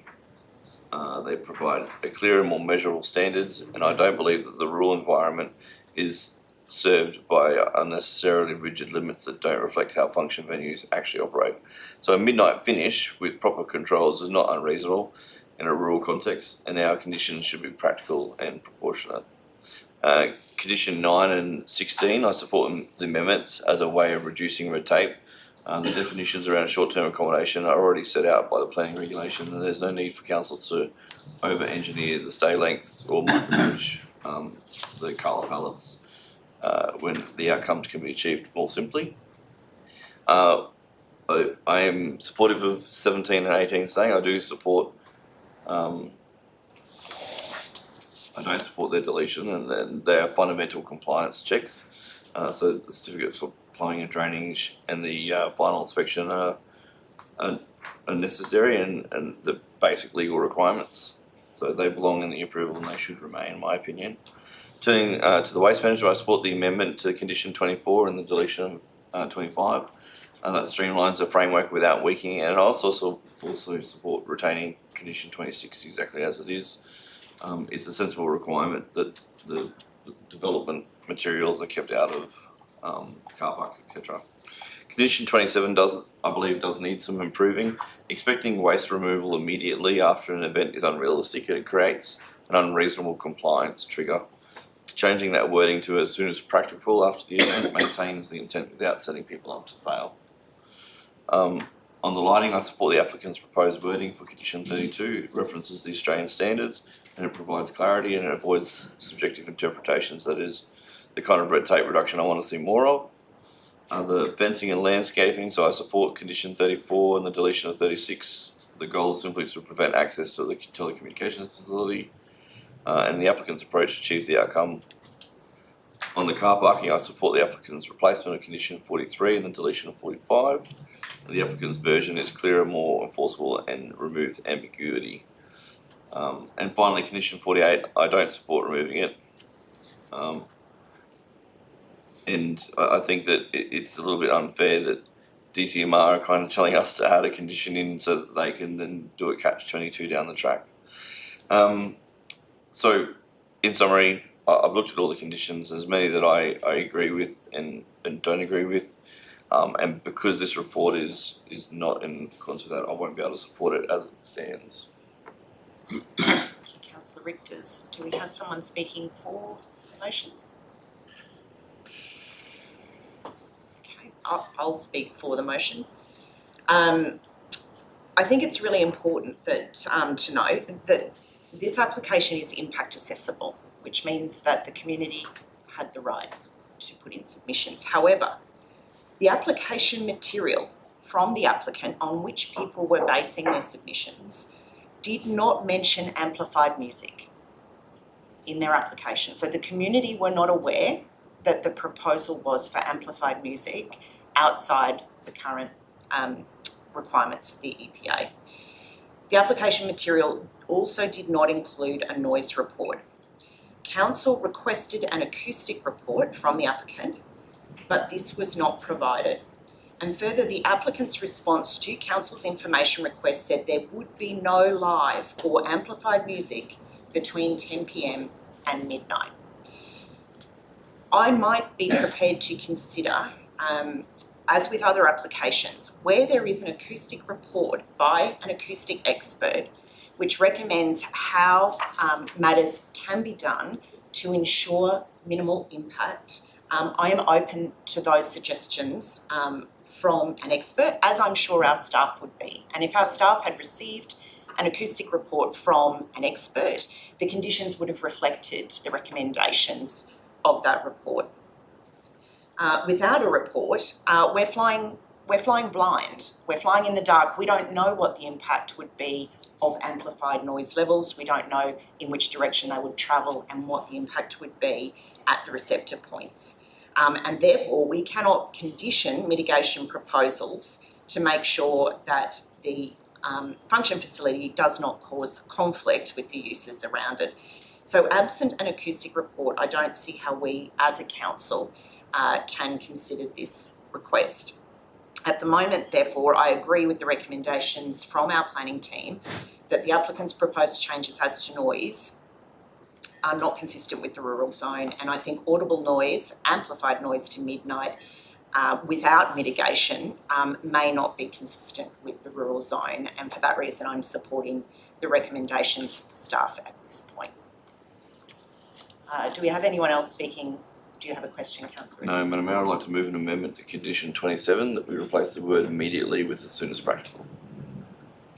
Okay, we have an amendment from Councillor Richters. Do you get that wording, Marion, or do you need that again?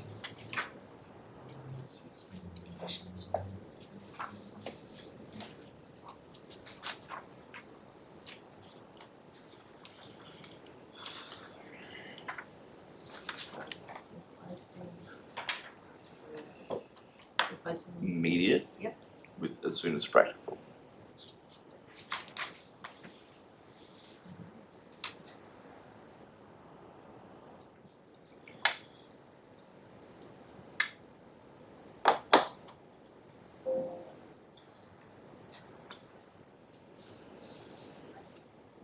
Do we have a seconder for that amendment?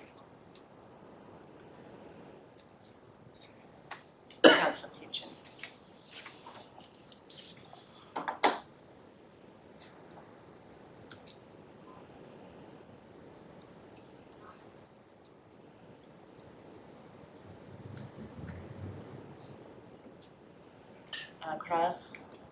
Could I ask a question on that? Given the location of the facility, if as soon as practicable meant a number of days, say most functions are going to be, for example, on say a Friday or a Saturday night, say the function was on a Saturday night and as soon as practicable was say a Tuesday, because that's when the contractor was coming past, or a Wednesday, do the staff have a view on what the impact of that would be on neighbouring properties? I guess it's similar to events in a way where with events we require them to remove it every day. As soon as practical. Sorry, I was just checking who wants to take that one. Is it your Oh, okay.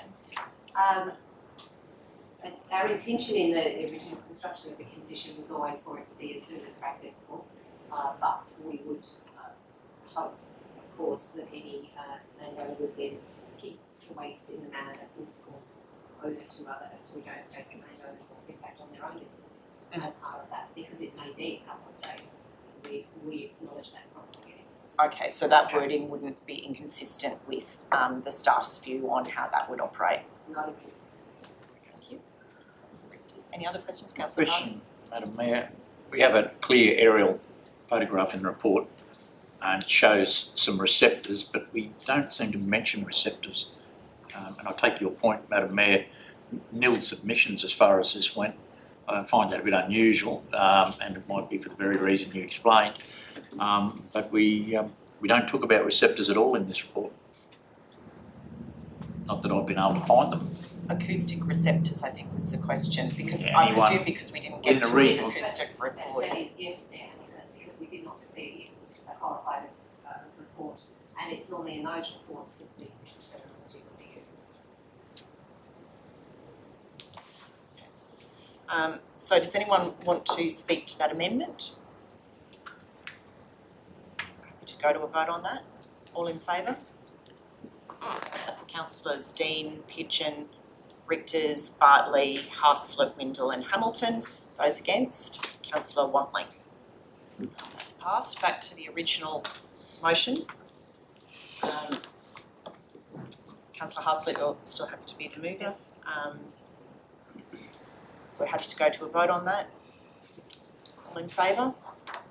Councillors Dean, Pigeon, Bartley, Haslett, Windle and Hamilton.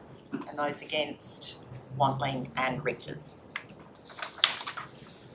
Thank you. Moving on to item 15.4. We have a recommendation that the application for material change of use for a low impact industry, plumbing goods storage and office on land at 19 O'Connell Street, Ellinthorp, described as not lot 93 RP 15888 be approved subject to conditions. Do I have a mover for that one? Councillor Bartley, thank you, and a seconder, Councillor Pigeon. I'd actually like to move an amendment motion to this one. Just getting my to amend condition 26 to replace semi-trailer B double with small rigid vehicle, and to amend condition 27 to replace heavy vehicle with small rigid vehicle, and after per week add or access is required for vehicles larger than a small rigid vehicle. Madam Mayor, could I suggest that maybe for the purposes of consistency and understanding, you change the word small to light? Light, okay, I'm happy to, yes, that's a good suggestion, thank you, Councillor Richters. My thinking here is that the road is a small unsealed road, and I wanted to move the amendment to make it clear that we do not expect heavy traffic on that road, and that if they wanted larger traffic, the road would need to be upgraded. Councillor Bartley. Question, light rigid. Is that a 6-tonne truck? Because I think light rigid 6 tonne, is that correct, Councillor Wantling? You're a truck industry. I believe 8 tonne single drive can be medium rigid. So we're going to get down to definitions, it's going to be a little bit tricky. Through you, Mayor, that's roughly correct. Right. So,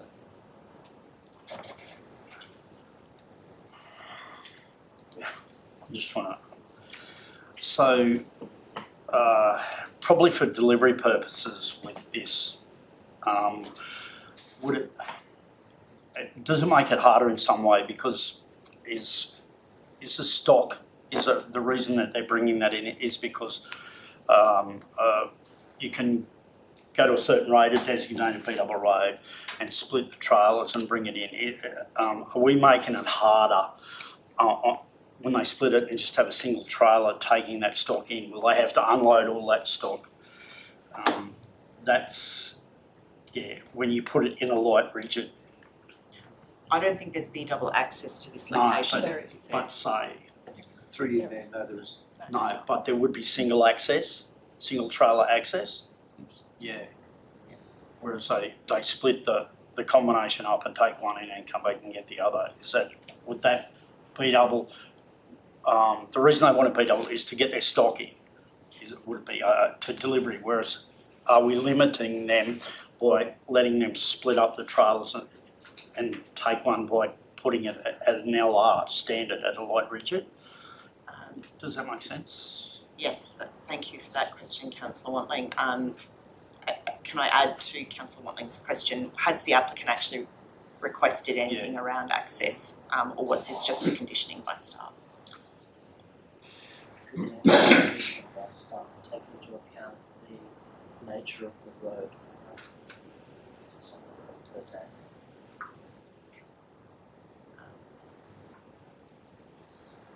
So the applicant hasn't asked Sorry, for I anything couldn't in hear. particular. The applicant hasn't asked for okay. any particular access, so this was simply a suggested condition from staff.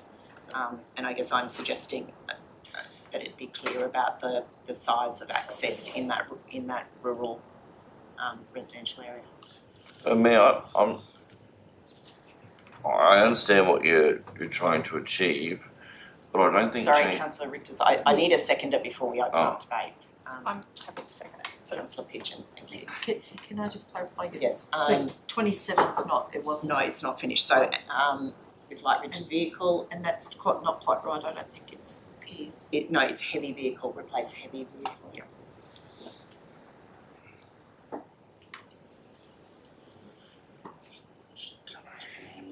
Eight tonnes. and after per week.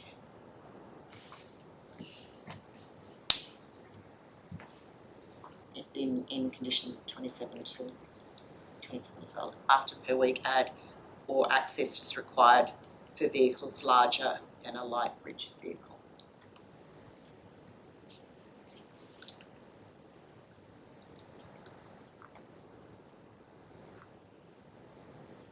And the all, there should be or. Can't do it.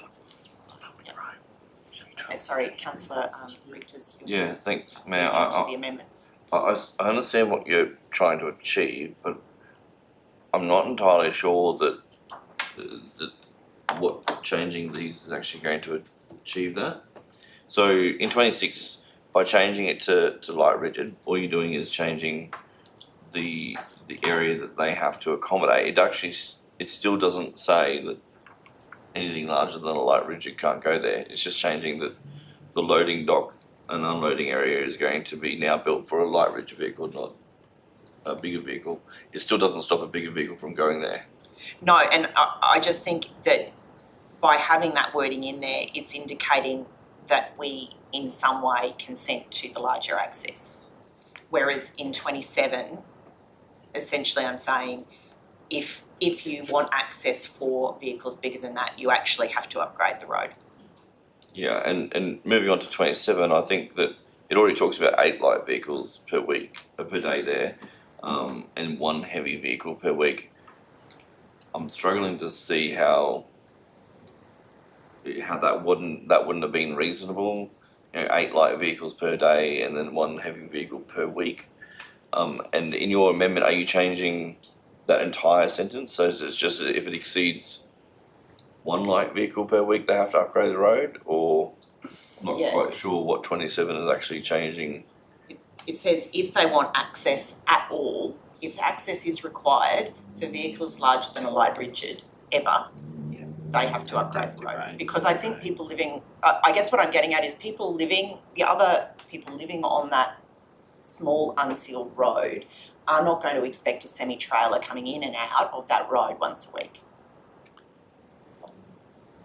And I don't think that that's consistent with the use in the area, whereas I think light vehicles and utes are probably consistent, similar to farming. So what I was saying there, I think I'm not clear on what you're actually changing in 27, because the full sentence says if the annual average trip rate associated with the use exceeds 8 light vehicles per day and 1 heavy vehicle per week, road access to the site is to be improved to a sealed standard. Just changing those words you've got there wouldn't make that sentence make sense anymore. It's a second option in that sentence. You would have effectively option 1, the annual average trip rate exceeds that, or you have access at any time for larger vehicles. Okay, well, the wording up there that we need to vote on is not in its entirety then. So it needs to be in its entirety for us to be able to vote on. It should say and include after per week the words.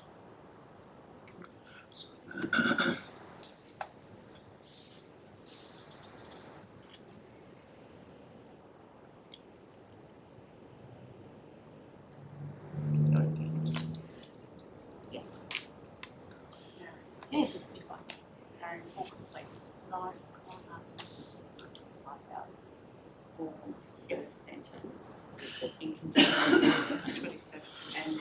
and then just highlight and then just correct, just so council's clear.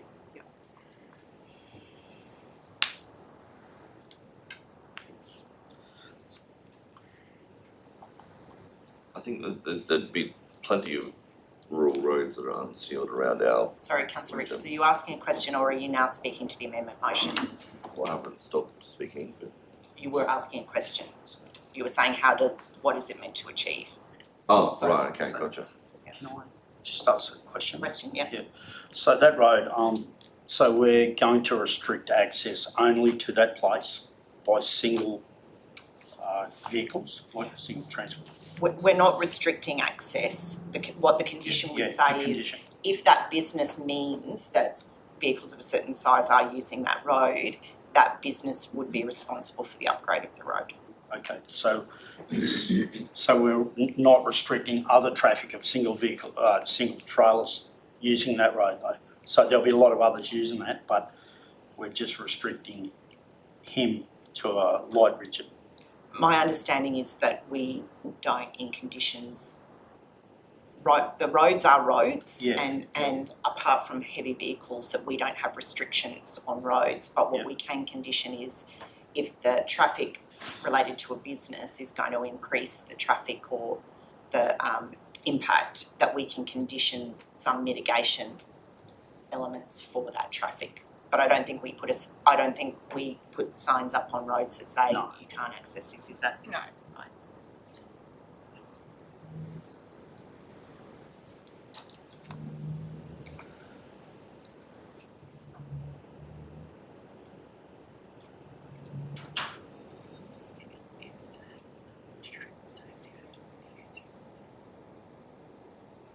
Councillor Dean, do you have a question? Yeah, so just to confirm, it's you're conditioning for them to just have one visit to their property per week with a light rigid vehicle.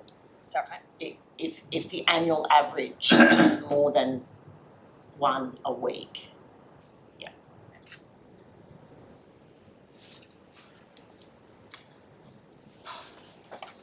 So Mayor, if they choose to take 27 up and they seal the road, then we would be then forcing them to come back and make a change application to council to amend condition 26. Because at the moment, they wouldn't have the room down there. If they don't build now the loading dock area suitable for a heavy vehicle, there's no turnaround area down there anyway. That's their option. Same question. We're not saying they can't do that, we're just saying what the minimum is. Same. Well, so you're not intending to restrict it. You're saying the minimum is they can build a light rigid one, but if they wanted to build a heavy rigid one, they could. Yeah, this is just a minimum condition, so my understanding is that under planning, they could build to a higher level and a higher standard with that. Joel, can I just say something? Yeah. Can I say something? Councillor Watley? Loading docks, Joel, loading docks raise and lower if they're electronic, like if they have a plate on them that lifts up and down. Councillor Watley, is that a question? No, I'm just letting you, it's information. His question has to go through to the staff. Joel's talking about loading docks. They're hydraulic, they lift up and down different heights, so they can build them on height and the hydraulic ramp. Yeah, they can, but I mean, one of the things, and it's always in terms of context, the nature of the business. This is not a large business, it is a small business. So they could do that, but the financial cost of a hydraulic loading dock is quite substantial often.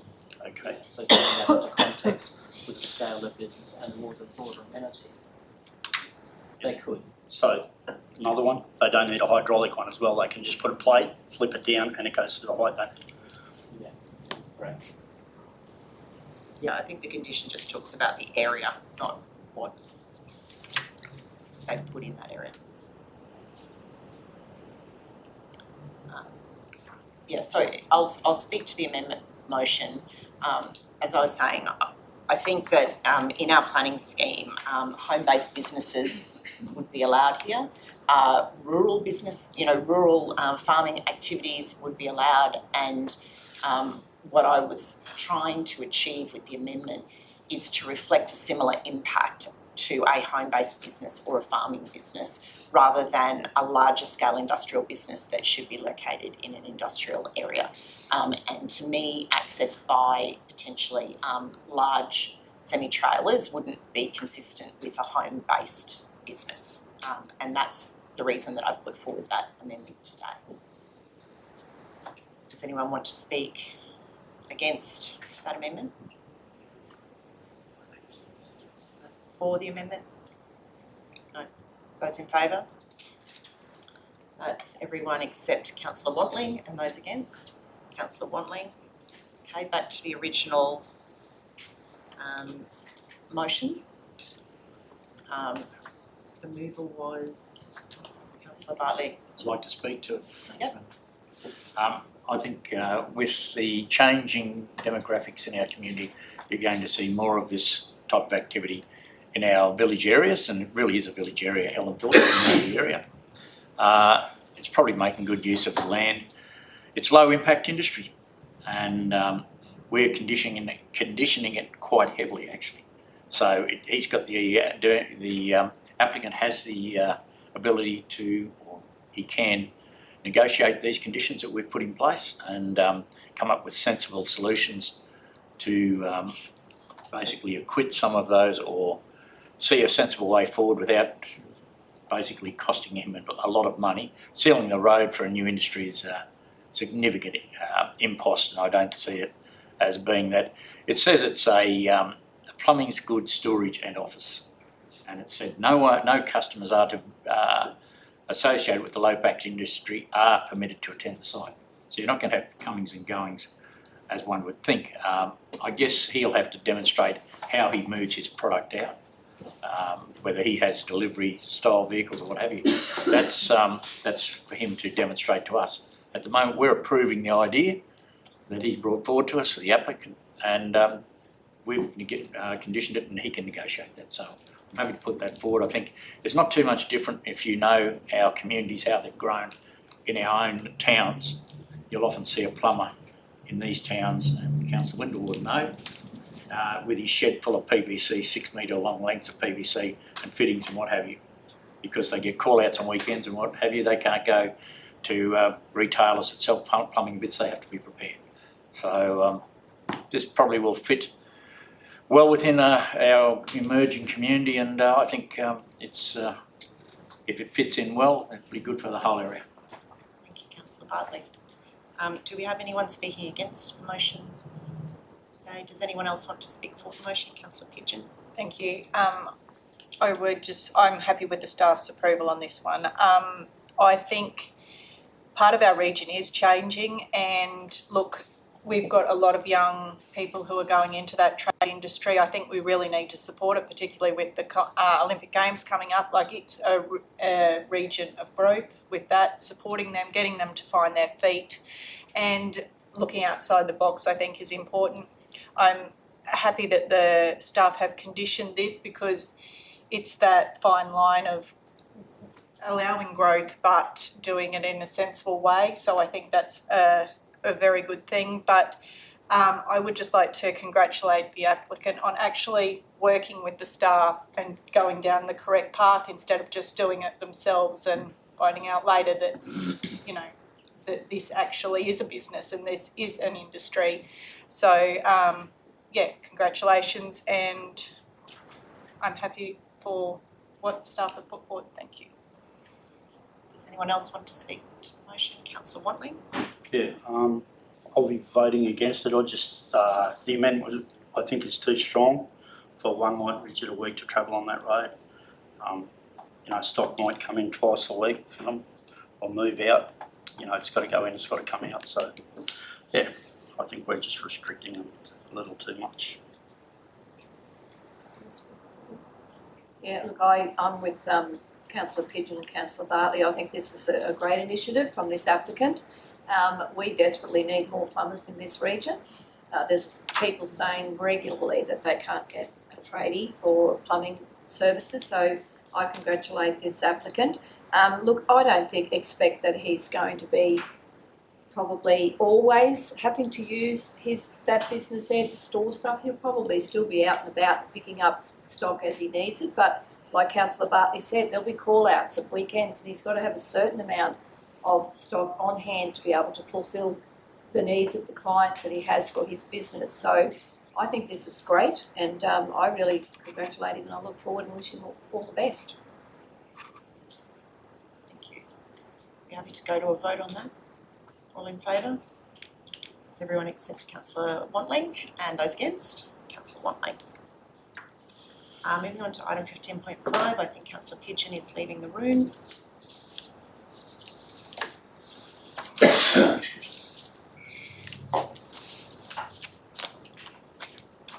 We have a recommendation that Council agree in part with the change representations made in relation to the application for realignment of boundaries, 4 lots into 3 lots. Land at the Cunningham Highway and Rabbitt Road, Leslie, described as lots 1 and 2 ML 1753 and lots 4 and 253 ML 1754. Do I have a mover for that? Councillor Dean, thank you, and a seconder. Councillor Bartley, thank you. Do you want to speak for the motion, Councillor Dean? Yeah, so I just wanted to commend staff on working with the applicant in this on this application. I think it's fantastic that they have been able to discuss a way around their requests and come to a happy medium. Thank you, Councillor Dean. A question first, Madam Mayor, and basically to the manager or the of engineering services. What distance is a rural producer allowed to clear either side of his fence line so he can actually build a stock-proof fence? And I've been all through our policies, all through our bylaws. I can't find it, but we do have a recommended distance that we can clear either side of a fence so we can actually construct a stock-proof fence. Yeah, through you, man. I agree that it's not actually clear, but I'll be happy to take advice from our planning manager if she's got more update on that. Through you, Mayor Melissa, so if it's regulated vegetation backed by the state government and it's 10 metres outside, that can be cleared under those exemptions. So question is, how does that fit with our, you're not allowed to touch any vegetation within 20 metres of the boundary if they want to build a stock-proof fence, and they have to clear, and they can clear up to 10 metres. Sure, you make an allowance for that in that condition. Sorry? You allow an allowance in that condition Okay. for the erection of the stock-proof fence. Because So 10 metres and then you would do an additional 20 metres. But again, that is up to the applicant. They believe that if they don't have to put a stock-proof fence, it's in place. So just to point out, there are mitigating circumstances sometimes where vegetation does have to be removed.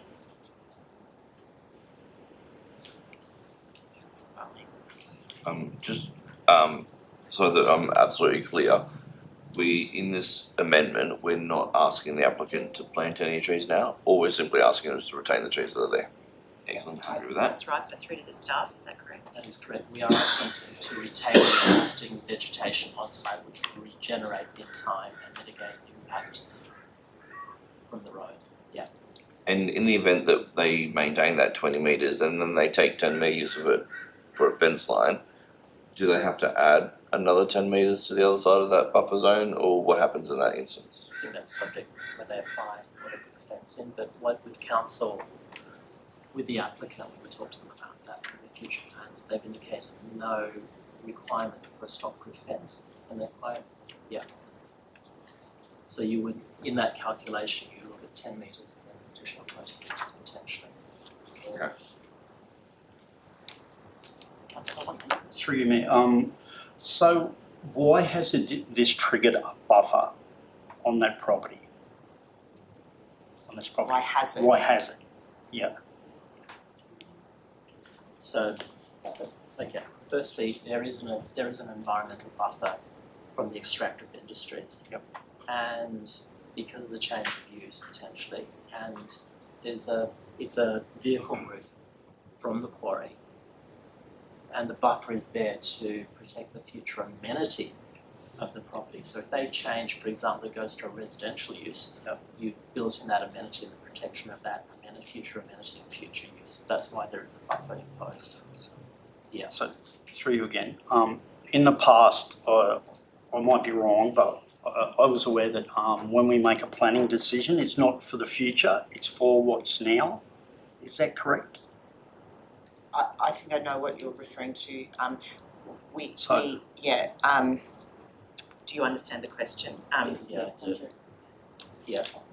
I think one of the things when you're looking at the current use of the site, Yes, that's right. That they're amalgamate is rural, so they're going to have a rural use of the site. But at some future stage, if they go through potential subdivision, you have an existing boundary of vegetation that actually protects the existing amenity or the amenity of the site currently and in some future stage. And So, sorry, through you again. So with planning, we can put restrictions on to future development.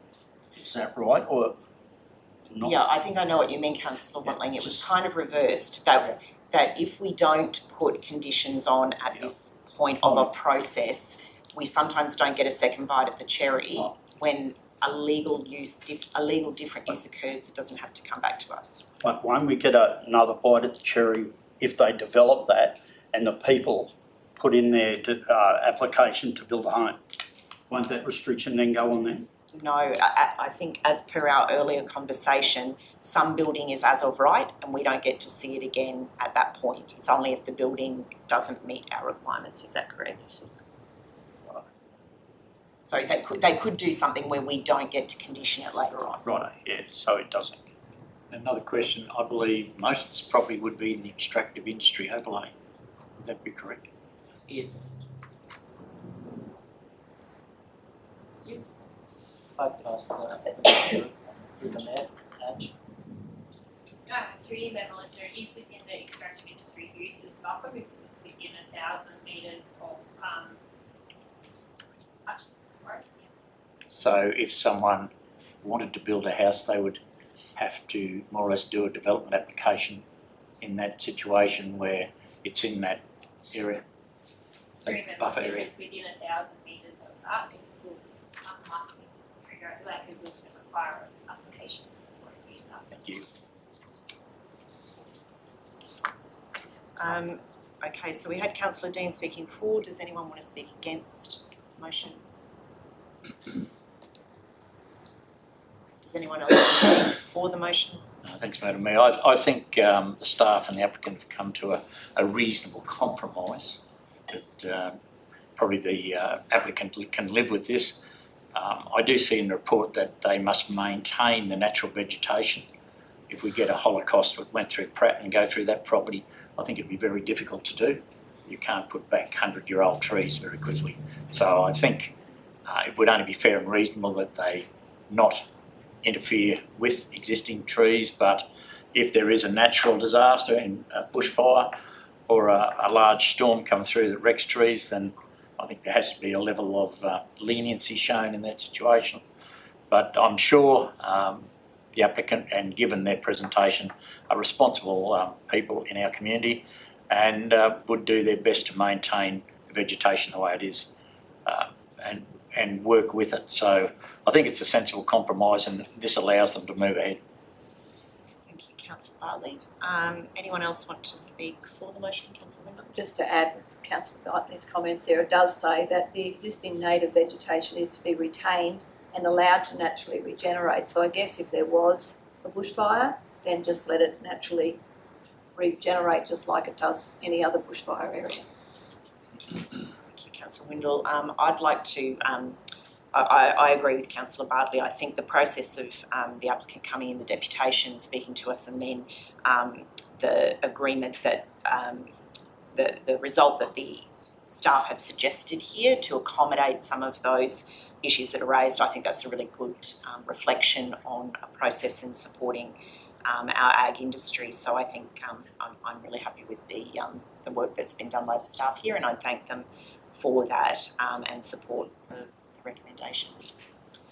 Does anyone else want to speak to the motion, or shall we go to the vote? Those in favour? That's unanimous, thank you. Could someone let Councillor Pigeon know?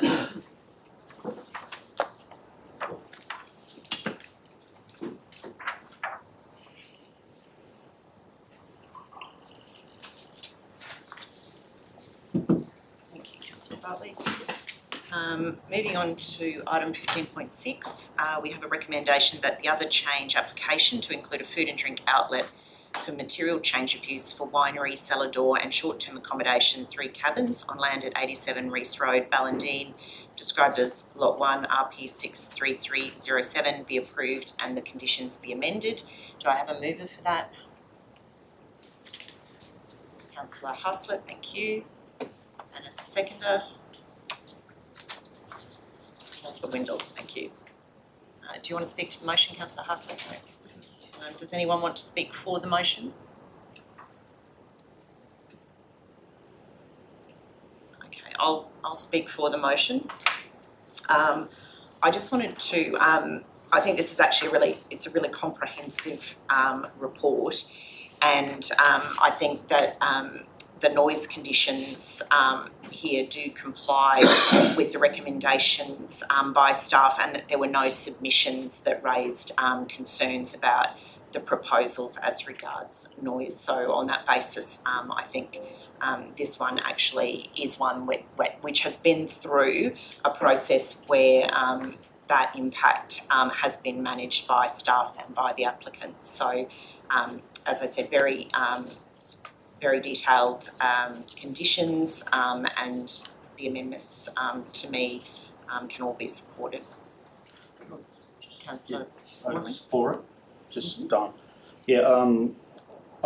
have to commend the staff too, because you can see how complex this one was. My issue was being so close to Ballandean, with what they said with the noise, but it seems that the staff have worked all this out, which is good. Yeah, and there's a chance in the future any complaints are looked into, which is good as well. So, thank you. Thank you, Councillor Watling. Anyone else want to speak to that motion? No. Going to a vote on that. All in favour? That's unanimous. Thank you. Item 15.7. We have a recommendation that Council receive the minutes of the Pest Management Advisory Committee meeting held in Warwick on Thursday, 30 October 2025, and endorse the motions moved during the meeting. Would you like to move that, Councillor Pigeon? Yep. And seconder, Councillor Windle. Thank you. Do you want to speak to that? Yes, please. Pigeon? Thanks, Ma'am. It was a great meeting. Some really good things come out of it. However, the presentation from John Scriven was extremely informative, and the data that we're getting back from some of the programs that he's helping to coordinate is really exciting. I'm looking forward to personally working with John in the upcoming months to coordinate strategic groups across the region to look at coordinating feral pig eradication, and not only that, dogs as well. So exciting space. Just remind everyone, please, if you can, use the Feral Scan app, the way that we're collecting data, and if we can get data, then that's how we're going to be able to access more funding throughout the region. So just that reminder for everyone, please. Please, it's a free app, and your information that you put onto it is confidential. No one else can see it. It's just a tool for us to be gathering that information. Thank you. Councillor Pigeon. I just want to congratulate Councillor Pigeon on the work that she puts into this Pest Management Advisory Committee. You are passionate and knowledgeable, and that's greatly appreciated, and all the information that you bring back is very helpful. Thanks, Carla. Councillor Dean. I would also like to commend Carla with her passion for this. I think it's really important to get on top of our pest management, and I think it's great to see in the meetings the collaboration between the third parties that are coming on board. And it's a daunting space, but I think it's kind of exciting as well, having everyone on board and being on the same page with our pest management. else? Going to a vote on that, all in favour? Unanimous, thank you. Moving on to the wild dog bounty policy update. We have a recommendation that council adopt the updated wild dog bounty payment policy PLPE 066 as included in attachment 1 to this report. Do I have a mover for that? Councillor Pigeon, and a seconder, Councillor Bartley. Would you like to speak to that, Councillor Pigeon? Yeah, I will. In regards to the wild dog bounty, it's an extremely important part of this region. Look, wild dogs, they are a real problem at the moment throughout the region, and it's something we are trying to get on top of. Just claimants, I think, is an important thing to recognise with this new bounty is that claimants must put their details and the location of the dog onto the Feral Scan app to be able to collect that payment from here on in. Obviously, that's important for our end to be collecting that data, but it's also a management tool for us to see where these wild dogs are actually located. Just it also gets rid of that historic and incorrect information in that policy. So, yes, I'm happy for that to be approved today. Thank you. Is anyone speaking against the motion today? Just a question. Question, yes. A question through you, Mayor, that Councillor Pigeon might be able to answer. That Feral Scan app, that all that information that's provided, that helps provide data then, doesn't it? So that Correct. any grant funding or anything that's Yes. needed will back that up.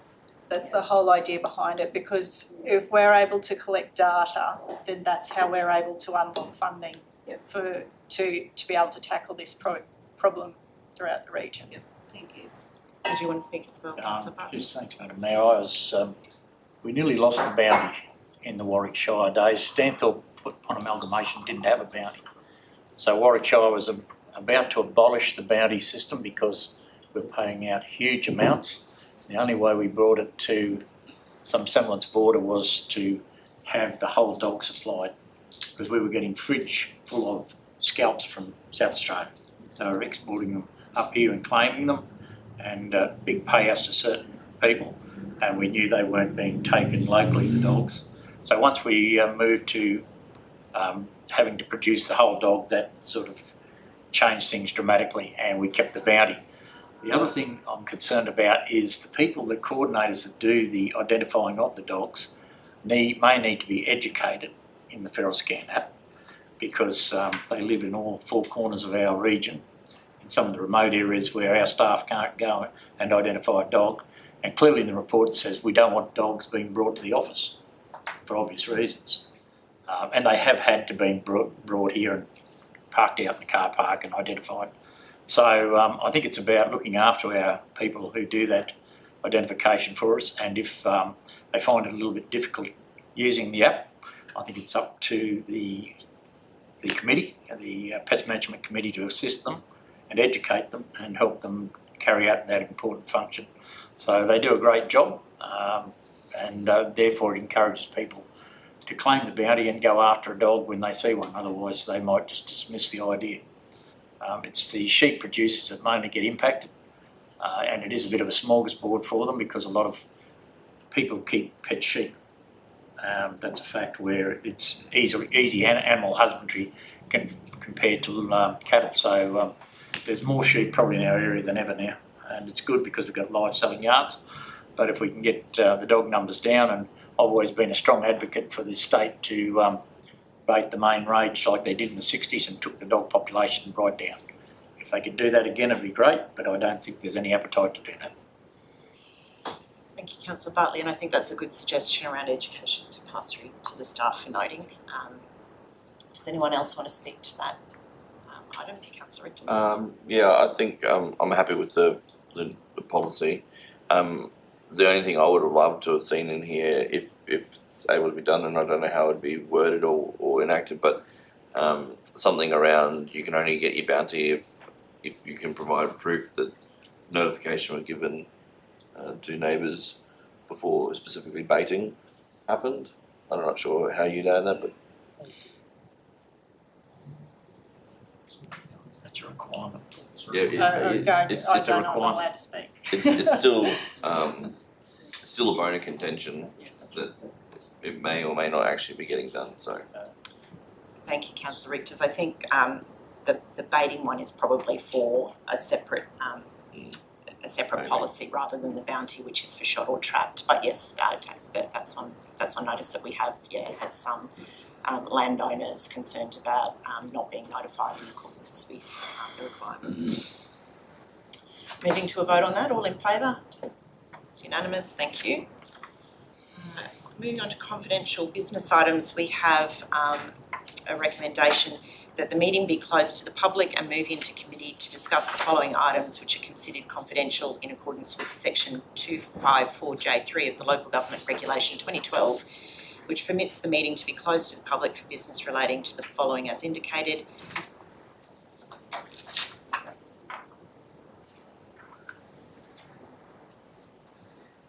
I think we can move through these before lunch,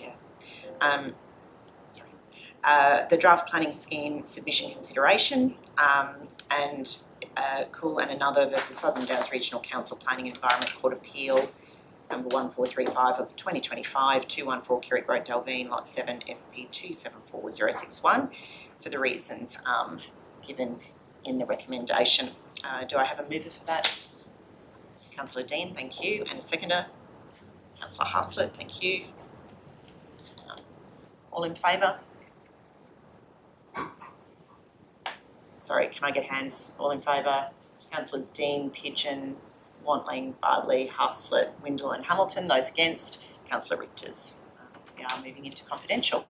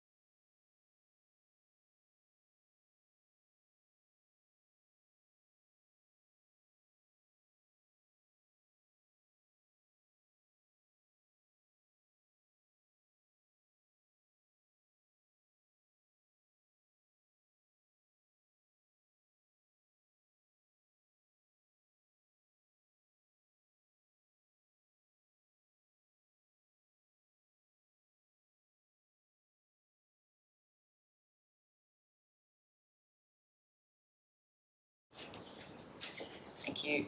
Okay, item 17.1. We have a recommendation that council resolve in line with the recommendations outlined in attachment 1 of the report with the removal of row 8, OCM 19 November 2025. I think, Deputy Mayor, are you going to move that? And Councillor Dean, are you happy to second? Yep. Going to a vote on that. All in favour? It's unanimous. Thank you. And item 17.2, we have a recommendation that council resolve to adopt the recommendation detailed in the confidential report of the Manager Planning and Development dated 19 November 2025, item 17.2 from OCM 19 November 2025 MCU 02600, and authorise the Chief Executive Officer to take action to give effect to the adopted recommendation, and that the confidential report of the Manager Planning and Development dated 19 November 2025, item 17.2 from OCM 19 November 2025 MCU 02600 is deemed confidential and be treated as such in accordance with sections 171 and 200 of the Local Government Act 2009, and that the document remain confidential. Do I have a mover for that? Councillor Bartley, thank you, and a seconder. Councillor Windle, thank you. All in favour? It's unanimous. Thank you. We have no general business today, and I close the meeting at 12:20. Thank you.